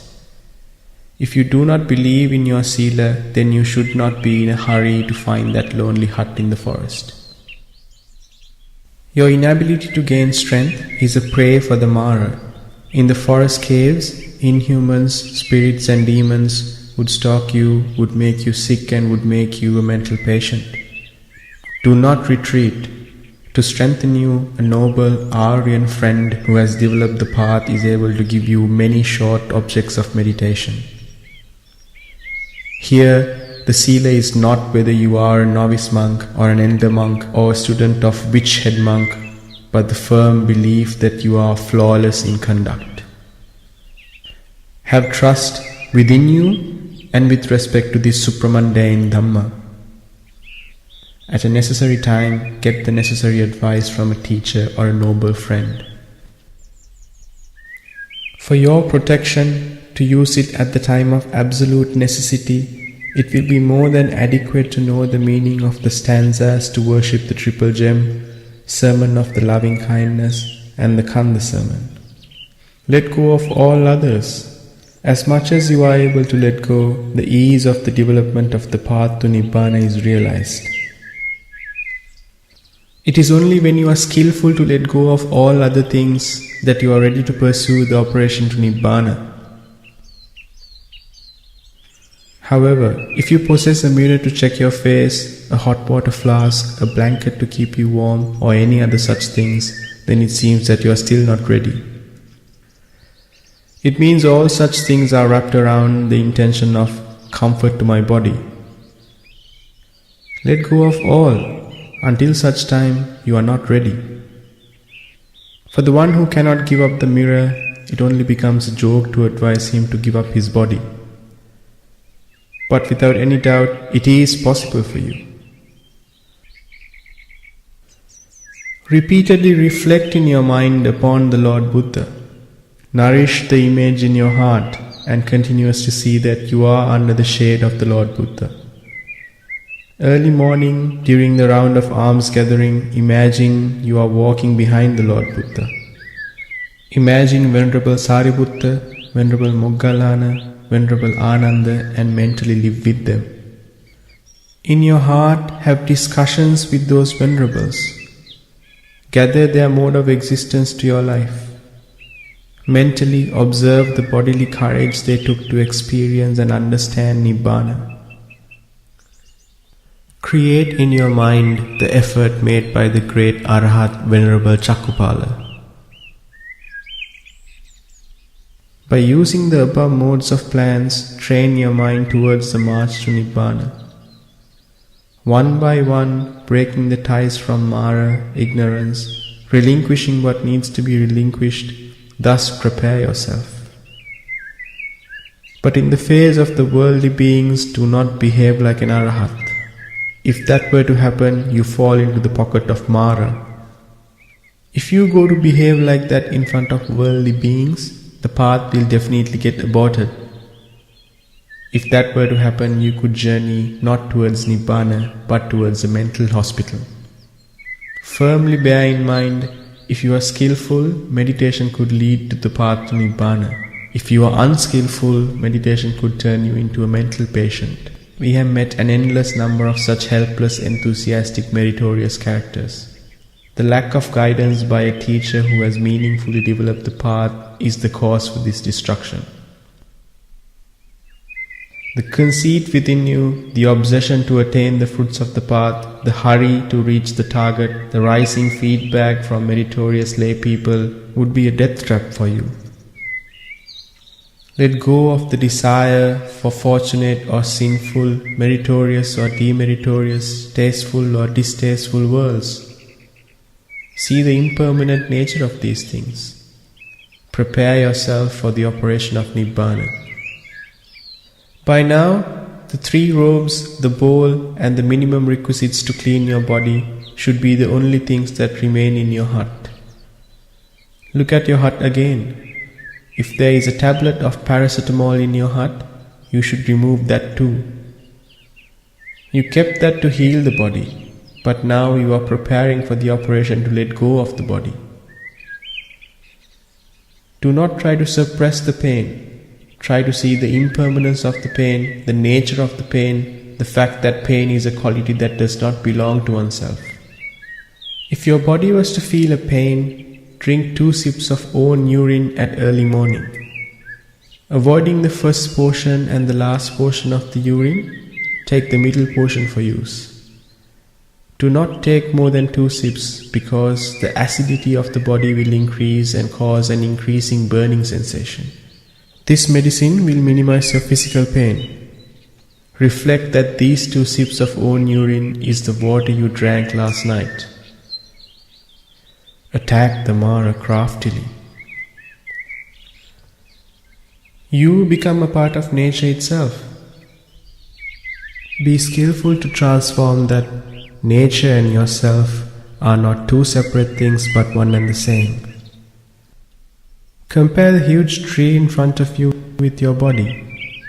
View them as just a diversity of the elements. Contemplate again. You are still a monk getting ready for the pursuit of the path. Be as much in solitude and freedom. I must meditate for this long for a day, must break rest and meditate in the night. Set aside such thoughts by seeing that they are impermanent. Make a firm resolution to recollect that I only aspire to, I only set forth effort to breathe out the last breath without having any attachment, bondage or conflict when my last breath leaves this body. For whatever reason, do not think about the Sovan, Sakadagami, Anagami, Arahat Magapala. Think that they are defiled states of mind. Let go of the desire towards Magapala. If you pursue with the desire for Anagami, then you must think that you will have wasted your precious life. Think leisurely. Sleep if you feel sleepy. Be simple, at ease, and freely. Indicate to no one that you follow such practice. By observing the impermanent nature of every single form that comes into contact with the 6 sense faculties, do not be in conflict with the mind, body and the environment. You must always think that this battle of yours is with Mara. Every suitable moment you must deceive Mara. Make him fear you. Make him dread you. Earlier it was mentioned for you to mentally live with those great Arhats. That is to deceive the Mara. Now you make him dread you. View those venerable Arhats too as impermanent. See their passing away mentally. View the stupa built upon their relics and mentally see them vanishing too. Now once again deceive the Mara. Visualize and then worship the great Runvalley Stupa, Kirivihara, sacred Mahabodhi tree and the sacred tooth relic. Now again make the Mara dread by seeing the impermanence of all those revered sacred objects above due to their destruction by climatic changes, due to wars and with passage of time. Having seen their impermanence, seen their ceasing, little by little gain authority over Mara. Make Mara tremble by seeing the passing away, seeing the impermanence of all world elements. Make him dread. Now this alone should be your duty. Having deceived you for an unfathomable period of eons, having driven you into the four hells, into human and deva worlds, having taken authority over you, now turn the tables on this Mara. Little by little twist the Mara, the ignorance who held authority on you. Similar to a boxing contest, having slowly but surely given blows to your opponent, and tactfully taking blows in order to tire and wear out the opponent, and then by giving the final few blows to completely dismiss him. Just so, craftily, tactfully, deceive the Mara until dismissed. All the forms, rupa, that become food for your senses must be seen as impermanent, must be seen then and there when they arise and pass away. Those which are seen, do not evade them. Do not willfully search for them either. Do not hurry, neither be slow. Work within your own nature. On which Magapala am I now, and how long further will I take? Could I do it? As soon as such thoughts of Mara, the ignorance, arise, defeat them then and there by seeing them as impermanent. Do not be in collision or conflict. As soon as a form is viewed, see it as impermanent. If there is an attachment to a particular form, then try to insightfully see through that form, its transparency, the reality of that form. If you practice in that manner, the results will be quicker. Let us take that relevant form as a beautiful woman. View her in the womb of her mother. Having started like a tadpole, having spent 9 months within a balloon in the womb, with endless pains and deathly wailing having emerged to the world, struggling in her own urine and feces as a baby, then a child, youth, and in the middle age to old age, view all above forms of her. The beautiful form you saw in her, make it a skeleton and see it. View the manner in which this skeleton carries the intestines, the veins, and the flesh. By mentally stripping naked, he saw her form, seeing through skin, flesh, veins, see the heap of dirt that is being carried by the sheet known as the skin. Beauty was neither in that beautiful form nor in you, but in your impermanent mind filled with ignorance. Thus must you see with reflection and mindfulness. 5 holding aggregates, 7 enlightenment factors, dependent arising, 4 satipatthana, are not Dhamma that are learned by heart like parrots, but discern that by seeing all forms as impermanent, and in the subsequent understanding gained when the wisdom, panya, sharpens, the above Dhamma are those that get established in you uninformed. You are still on the training ground. The contest has still not begun. You are still warming up your body for the contest. The more you warm up with strength, the more energy you will have for the contest. This is a battle, a contest against Mara, ignorance, who wields authority on the entire world elements. If this contest is won by you, then you are one who will transcend the world. Here you are engaged in a contest where those Samma Sambuddha, Pacceka Buddha and the Arahat beings contested and became victorious. In this contest, those sons such as Rahula, Sopaka and Nigrodha were also victorious. And so were those women Patachara and Isidasi. If the training is successful, then the victory is certain. Be simple and straight. Be light and easy. Be freed. When necessary, take a rest. If the robe is sweaty, then wash it. Keep the compound of the hut tidy. Do not neglect to be clean, saying that you see all things as impermanent. If things are untidy, what you see is an unfortunate impermanence. That is a force of ignorance. You must defeat that. Be impartial. To see the impure, asubha, be relatively clean and be pleasant. You must not be attached to this state of beauty, you must be clever to be detached. All beautiful forms, rupa, in this world should be your object of meditation. You must be able to view a beautiful actress as an object of impurity, as a monkey, a skeleton. That occasion arose to you because of her beauty. In a world filled with non-beauty, you cannot reflect on impurity and progress. Things change to unpleasantness only if they were beautiful. So the beauty became impermanent and turned to unpleasant or ugly. This simply is the nature of the world. In this manner, when you are honestly and effortfully engaged in the path, then it becomes an invitation to the Lord Buddha. Why so? Because your heart now is a heart with Buddha qualities. Lord Buddha will teach you. Next steps that you should take in the path will become apparent to you as perceptions. Then you will rise up like a massive elephant king. Why is it so? You begin to experience that Lord Buddha has come close to you. You will understand that he gives instructions to you. Dhamma leads you on. At this point, you will understand that the Samma Sambuddha and the wisdom are not two different things, but one and the same. Grow the path to Nibbana. See the Lord Buddha. In this trust or belief is the door to the victory. Through your effort, open the door. If you manage to open the door, you will be enlightened within the world. Then immediately as you close your eyes, you can see the entire world as extinguished. In this journey, even the Lord Buddha would have to be perceived as a skeleton, but for this, do not be in a hurry until you strengthen. Still, you require Lord Buddha's guidance. Until then, be clever to mentally perceive that you are under the guardianship of the Buddha.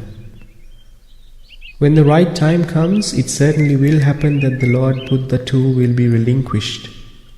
Why is it so? Because you will understand that in the Buddha too, there is neither a being nor a person.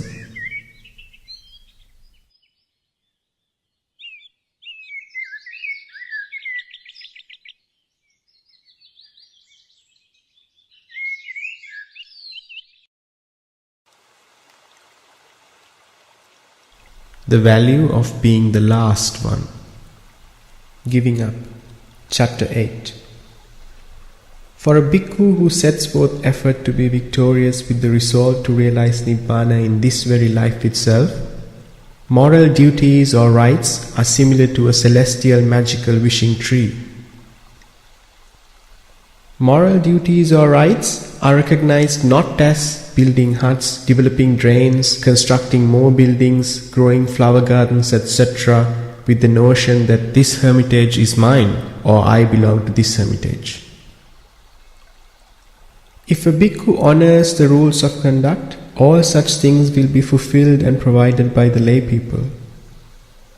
If it does not happen, the bhikkhu should be contented with whatever is received. And if things are neglected by those meritorious lay people, considering that too as an object of contemplation, as the nature of the world, he must pursue to be freed from the world. For a bhikkhu, the utmost level of subsistence to be at ease is the bowl, the 3 robes and a hut. This minimum resonates the limit of the path to Nibbana.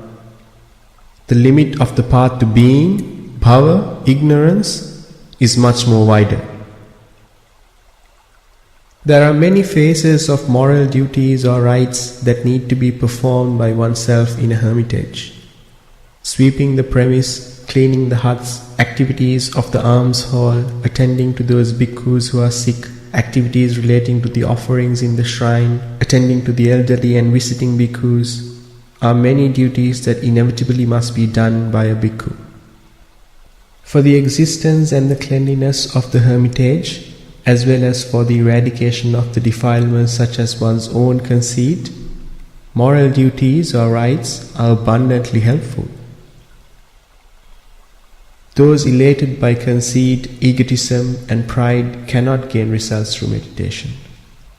Instead of harnessing the correct instructions given by a noble friend or a teacher who has attained the path, they would try to go above such instructions and think of themselves becoming the teacher. They wouldn't like to listen to others. Walking towards the path to enlightenment, Nibbana, we should be skillful to learn from anything high or low, rich or poor, big or small. The one who is conceited cannot do this, achieve this. The medicine for all this is the moral duties or rights. When you clean the toilet, you should not think that what you're cleaning is the toilet. You should think that what you're cleaning is your mind. When you sweep the compound, you should not think that you're sweeping the compound, but you should think that you're sweeping the dirt off your mind. This is the manner in which you should clean your mind towards the journey to Nibbana. The nature of the Mara, ignorance, is to induce you to give yourself good marks and a good name. You should give credit or good marks not to Mara, but to your path to Nibbana. Your thinking should be that it is for your own welfare that no one has cleaned the toilet or the compound. You should make maximum use of that opportunity. When you ignore such moral duties or rights, you should understand that your mind gets filled up with defiled dirt and filth on a daily basis. The mind which is filled with dirt is a perfect nursery for Mara. At the hermitage, at all times, you should not hesitate to be the bhikkhu who cleans spittoons the most. The bhikkhu who is getting discipline in the path to Nibbana should be at the utmost humility at all times. If someone were to wash his hands over your head, thinking that it is his nature, you must remain within your nature without conflict. You should stay behind all others, and even if you knew 1,000 things, you should behave in front of others as if you knew nothing. Without being a mute, you should be a person who answers when asked a question. In this manner, you should not hesitate to proceed staying behind others. The one who stays behind can always learn something by observing those in front. The diversity in merit and demerit, virtuous and the non-virtuous, nature of behavior, nature of movement of all those who walk in front can only be observed by the one who proceeds behind others. You should discard their good and their bad. You should see that in everyone there is only the diversity of the four great elements. Make maximum use of the opportunity arisen of being the last. You being the last, thus having the opportunity to see all those ahead, and those ahead of you being unable to see you, must be considered as a fortune you have received. When in these worldly elements the human being's most supreme journey is innocently undertaken by you, the elderly bhikkhus will inquire thus: though you are robed as a monk, you seem to have no knowledge. Are you contemplating to disrobe? In such a situation, pretend that you have no knowledge. If you go to indicate that you know, then what grows is only conceit. So is the work of Mara. Do not be disturbed. With humility, listen to what those elderly bhikkhus say to you. All these activities do not belong to you, hence let go of them. The things that belong to others, do not make them yours. This process of letting go must only be known by you. If a second person gets to know, then that is the functioning of Mara. Nibbana is a journey which you must walk alone. This must be kept in mind. In the final lap, you relinquish yourself, and that moment is the end of being, bhava, the journey that comes to the end of bhava. Without hesitating, you should know that the one who provides the fare for the journey to this victory is none other than the moral duties and rights. The path's fare is the humbleness, the humility. The utmost level of humility is the ceasing of conceit. It must not be forgotten that the spittoon which collects the betel leaf spit, the toilet which collects the urine stains, a dining hall which collects cobwebs, all such things consist of factors necessary for the purpose of Nibbana. It is only when you arrive at the peak of humility that you can experience the ceasing of conceit.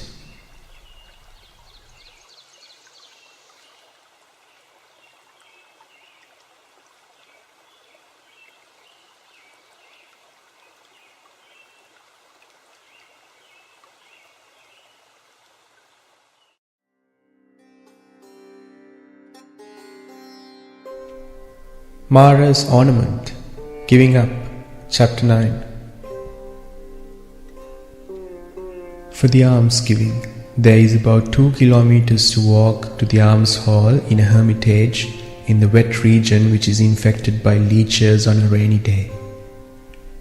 The road to take consists of stony paths, hills and valleys, and with dangerous serpents like Telkaravala or Kunakatua. A bhikkhu who wears sandals inquires in the following manner from a bhikkhu who doesn't wear sandals. When you walk without sandals, don't your feet get sore or feel the stones? Actually not, the other bhikkhu replied. How come? The first inquired. I emit metta, loving kindness, first to all 10 directions, thereafter to all trees, roots, stones, thorns in this forest, and to everything on my way I emit metta. Every stone, root, thorn and branch I meet on this road, with loving kindness, metta, I wish them well and wish them healthy growth. I respect all of them. Then you will feel that some stones, roots and thorns touch your feet and move away without giving pain, said the bhikkhu who doesn't wear sandals. Actually, this is not a miracle. Because you emit metta towards the stones, roots and thorns, you place your feet on them with great care, with the thought that whether it will harm them. Hence your mindfulness grows steadfastly. The feet gets well protected even when you walk on this difficult road. Such harsh bhikkhu conduct is extremely useful to strengthen your path towards Nibbana as well as to strengthen your practice. Here, you should be skillful. If not, Mara will for sure adorn your feet with a pair of sandals. Then you will say that sandals are suitable for a bhikkhu to adorn. Yes, surely it is suitable. It is allowed in the Vinaya, rules of conduct. But from the day it was allowed in the Vinaya, the usage of sandals became excessive, but the noble arahants became less. Why so? Because when a stone or a thorn hurts your soul, when you trample some mud, a dunghill or some rubbish, the nature of the feeling under the soul is not known by the one who wears sandals. When the smooth soul feels the comfort of the touch of the sandals, what you are indulging in is the craving for happiness, since the feet are protected, and the speed with which you walk. In this speed too, what you find is craving. Why you speed up is to touch something faster and to make it mine. Through craving, what else can grow other than bhava, being? Though a monk lives alone in the jungle where wild animals live, if you are complete in the strength of metta, loving kindness, then you would not meet these wild animals. This is not a miracle, but a nature or the Dhamma of cause and effect. The cause is metta. However, you are not the most skillful one if you confront the animals and drive them away by saying stanzas of protection or by emanating metta to them. You are more skillful if you evade the animals through the power of metta. You didn't move into the jungle to check whether the animals can be tamed by you or to check the might of the stanzas of protection. Why? Because with such efforts, you will only give rise to defilements within you. You will feel a heroism assigned to you. You who entered the jungle to give up the mind, now will frequently narrate heroic stories about the mind. This is a stumbling block for the path to Nibbana. These are among the reasons for the scarcity of people who attain to Nibbana in the present times. We moved into the jungle not to be a Mahat or to be snake charmers, but to make Mara, who intoxicate us with this world, dance, twist and turn. If the Mara attempts to make you a heroic character in this world, then you should be skillful to defeat such thoughts of Mara. It is not to be a hero or to be a character in this world that you must set forth effort, but to transform that effort to relinquish all, the hero, the character and the world. Thus you must train. If that does not happen, then the jungle and the solitude too would become just another city. The fault does not lie in the jungle or in the solitude or in the city, but it firmly lies in you. You must let go of yourself, then all above will be relinquished for you. Every individual who strives to attain the path to Nibbana would need to dwell in metta to one's own self. That can only be done if a willful effort by you is set in motion to transcend the samsara, the state of existence, by seeing this dreadfully bitter, awesome suffering of the existence. This is the most superior metta one could do to oneself. If one is successful in transcending the existence, then this superior metta can be emanated to the entire world. However, you too are helpless. If in this cycle of existence you too are subject to birth, death, disease and old age, and while remaining in such state, to emit metta to others is not in the field of wisdom. Prior to the effort to emanate metta to the world, bestow metta upon oneself. It can only be done if you were to understand your predicament, helplessness and your destituteness in this world.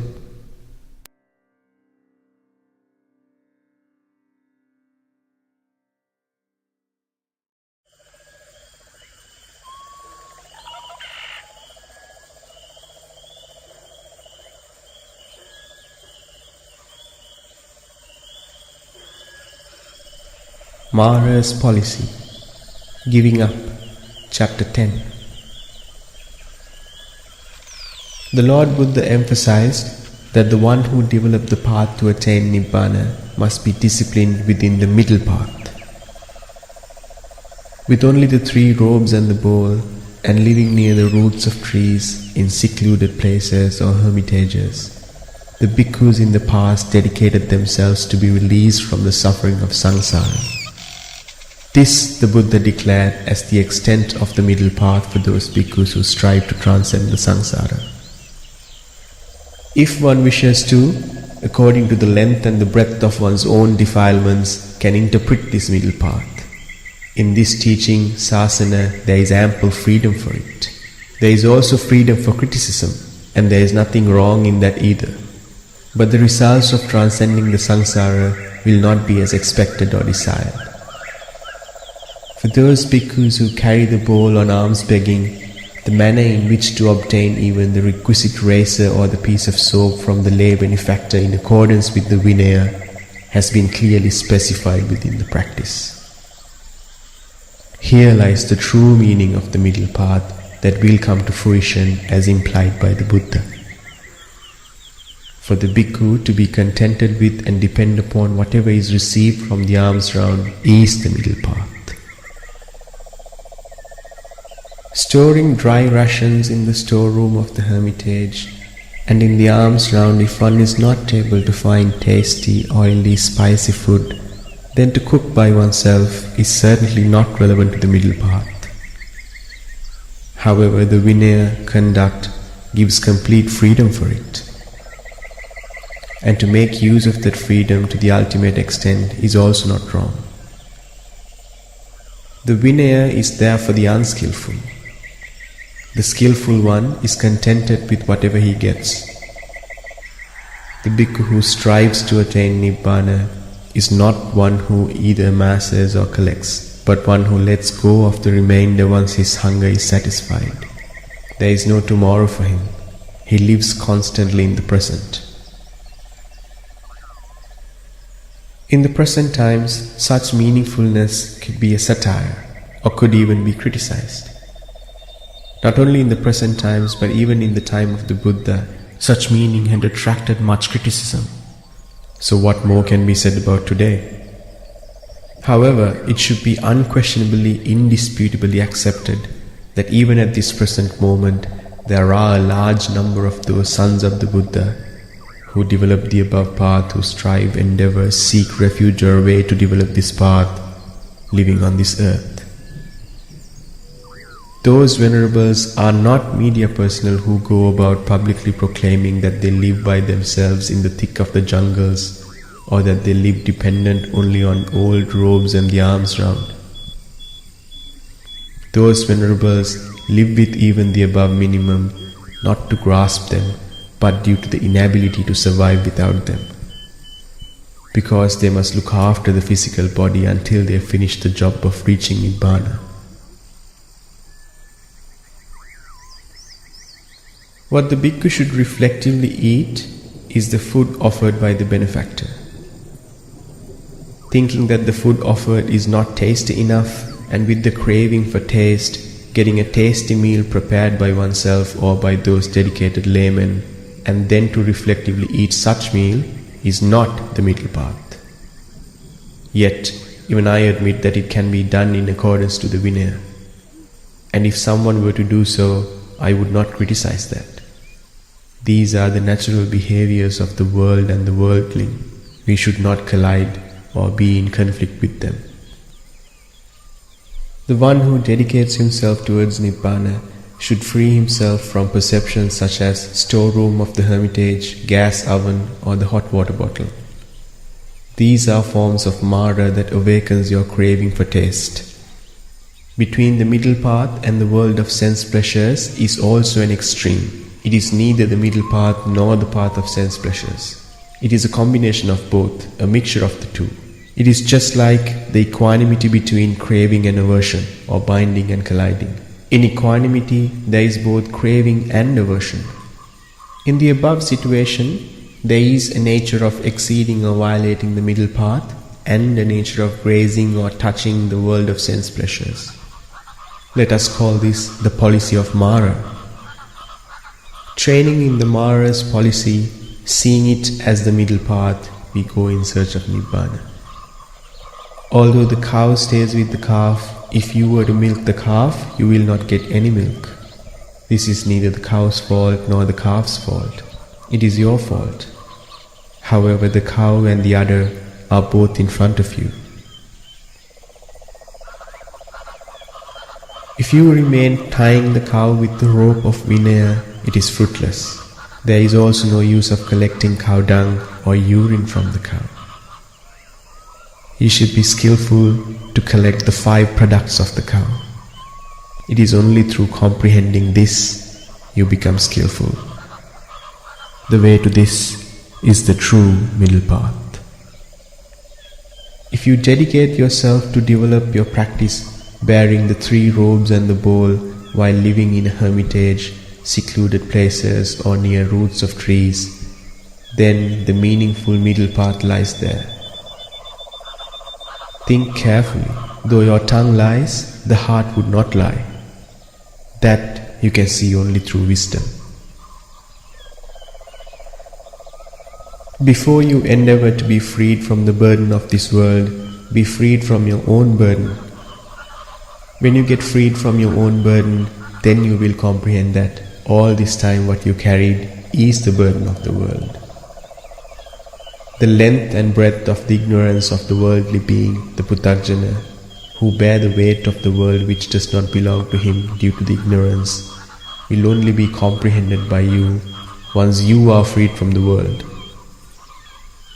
If you follow the middle path in a well-disciplined manner and transcend the path to Nibbana, you can make the entire universe delicately fine and bring it onto your palms. Then you will feel that I conquered the world. The power of conquering the world is hidden spiritually inside all of you. What you need to do is to surface that power. If you are apathetic to surface that power in this life, you will have to spend many eons of suffering in this samsara.